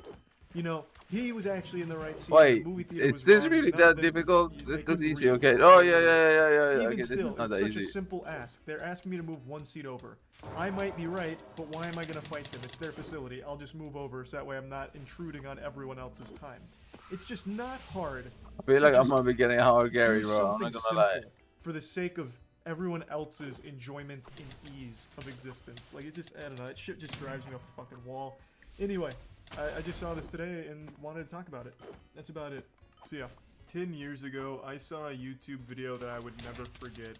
It's not a super popular video, though it does occasionally pop up on Reddit and TikTok for people to be confused about. And I just figured, since it popped up again today, why not talk about it? Now, to give just a bit of context to the video, what happened is there was a man publicly filming a woman who was doing, like, stretches in New York. I believe it was for a photo shoot. So she was doing, like, really big stretches, and he got his camera out and started filming her ass and crotch and these really creepy up-close shots, obviously without her permission, and then was eventually confronted for it, and that leads us to what happens in this video. Excuse me, I don't really want you taking a picture of her butt. Excuse me, old bag. Are you taking a picture of her? Excuse me? Are you taking a picture of her? I'm videotaping her, yeah. Well, you have a problem with that? Yes, I do. Why are you doing it in public? I can't videotape? You can't videotape her butt. I can videotape her. He was being blatantly obvious with what he was doing here. He wasn't trying to hide it. He was getting, like, up-close shots and cinematic angles of her ass, damn near treating it like he was giving her a colonoscopy with his camera. So the crowd called him out for it. This is the first time we get to hear his voice. Just And this what guy a pleasant around. sound it is, like a chorus of angels. This guy's got some golden pipes. His voice sounds like an actual cartoon character. He sounds like he'd be a scummy businessman on Rocco's Modern Life. Like, he sounds like Foghorn Leghorn pitched down and chewing bubblegum. It is such an interesting tone that this guy produces from his vocal folds. I can't believe it actually exists in the real world. So he gets into an argument. He calls this lady an old bag, which again is an insult straight out of an old 60s cartoon. And then it continues to escalate a bit further. Videotape her crotch. Excuse me? You don't have to videotape You're the one thinking the thoughts. I didn't say do that or think that. I'm shooting from this angle. That's mind your business. I'm in public. I'll do whatever the hell I want. Shut up. I mentioned this happened over a decade ago, and you can really tell. You can kind of carbon date this video. Because we as a species have devolved so much since then that if this happened today, no one would have really directly intervened. They would have just pulled out their own phone to videotape this guy to shame him on TikTok instead of actually try and, like, get into an argument in person. It would have just been all fought through Twitter and TikTok counter videos. Now, I don't want to bring the mood down, but the person filming this was actually a known IRL troll. His name was Joey. I'm saying was because he's no longer in this corporeal realm. He died of a heroin overdose about 6 years ago. But his claim to fame was he would go out in public and just annoy people and make people mad and film it. From everything I've ever seen from this guy, all he did was just try and make everyone... Oh, this is no joke, bro. So he was kind of like the world's first IRL streaming nuisance way before it got popular on Twitch. Excuse you. Excuse you.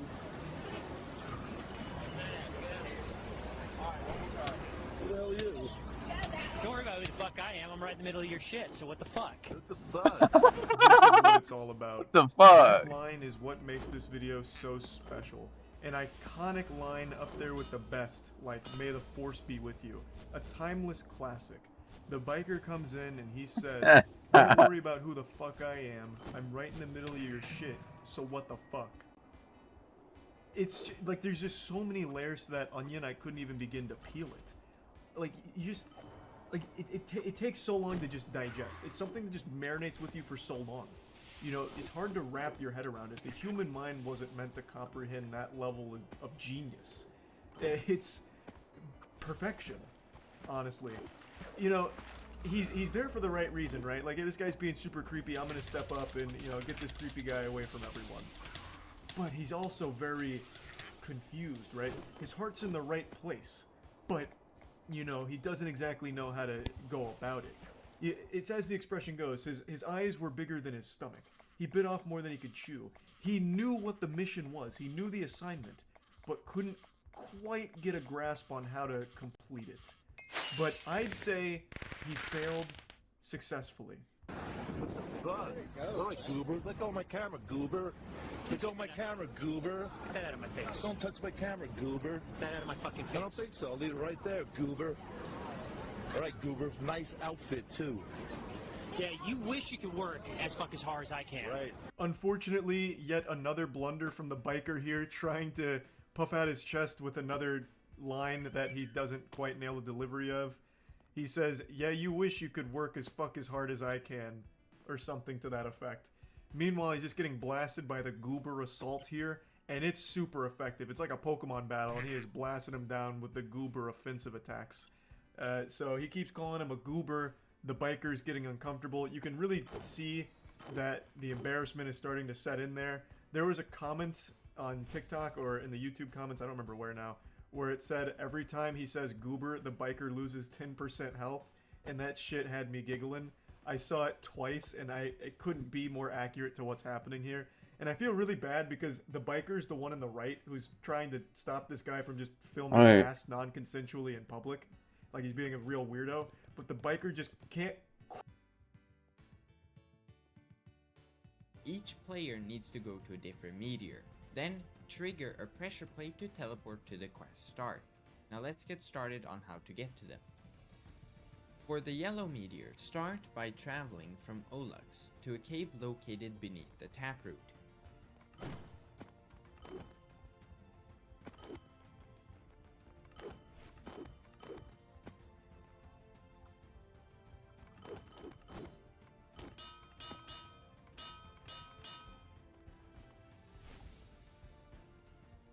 This is anything. This all looks overpriced, bro. Once inside, you'll need to break 8 flower pots that are scattered throughout the cave.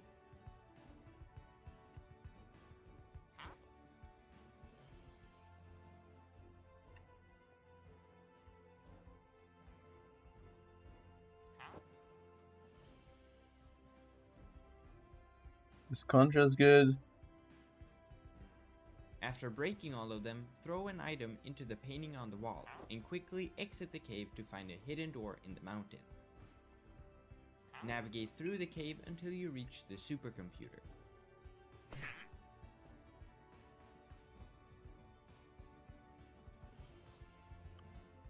To beat it, just make sure the spacing between the red and blue squares are equal.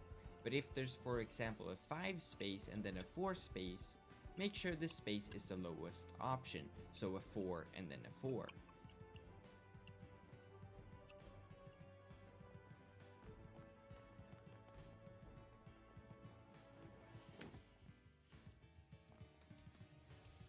Once it's been beaten, enter the screen. Parkour along the wall and retrieve a wool to repair.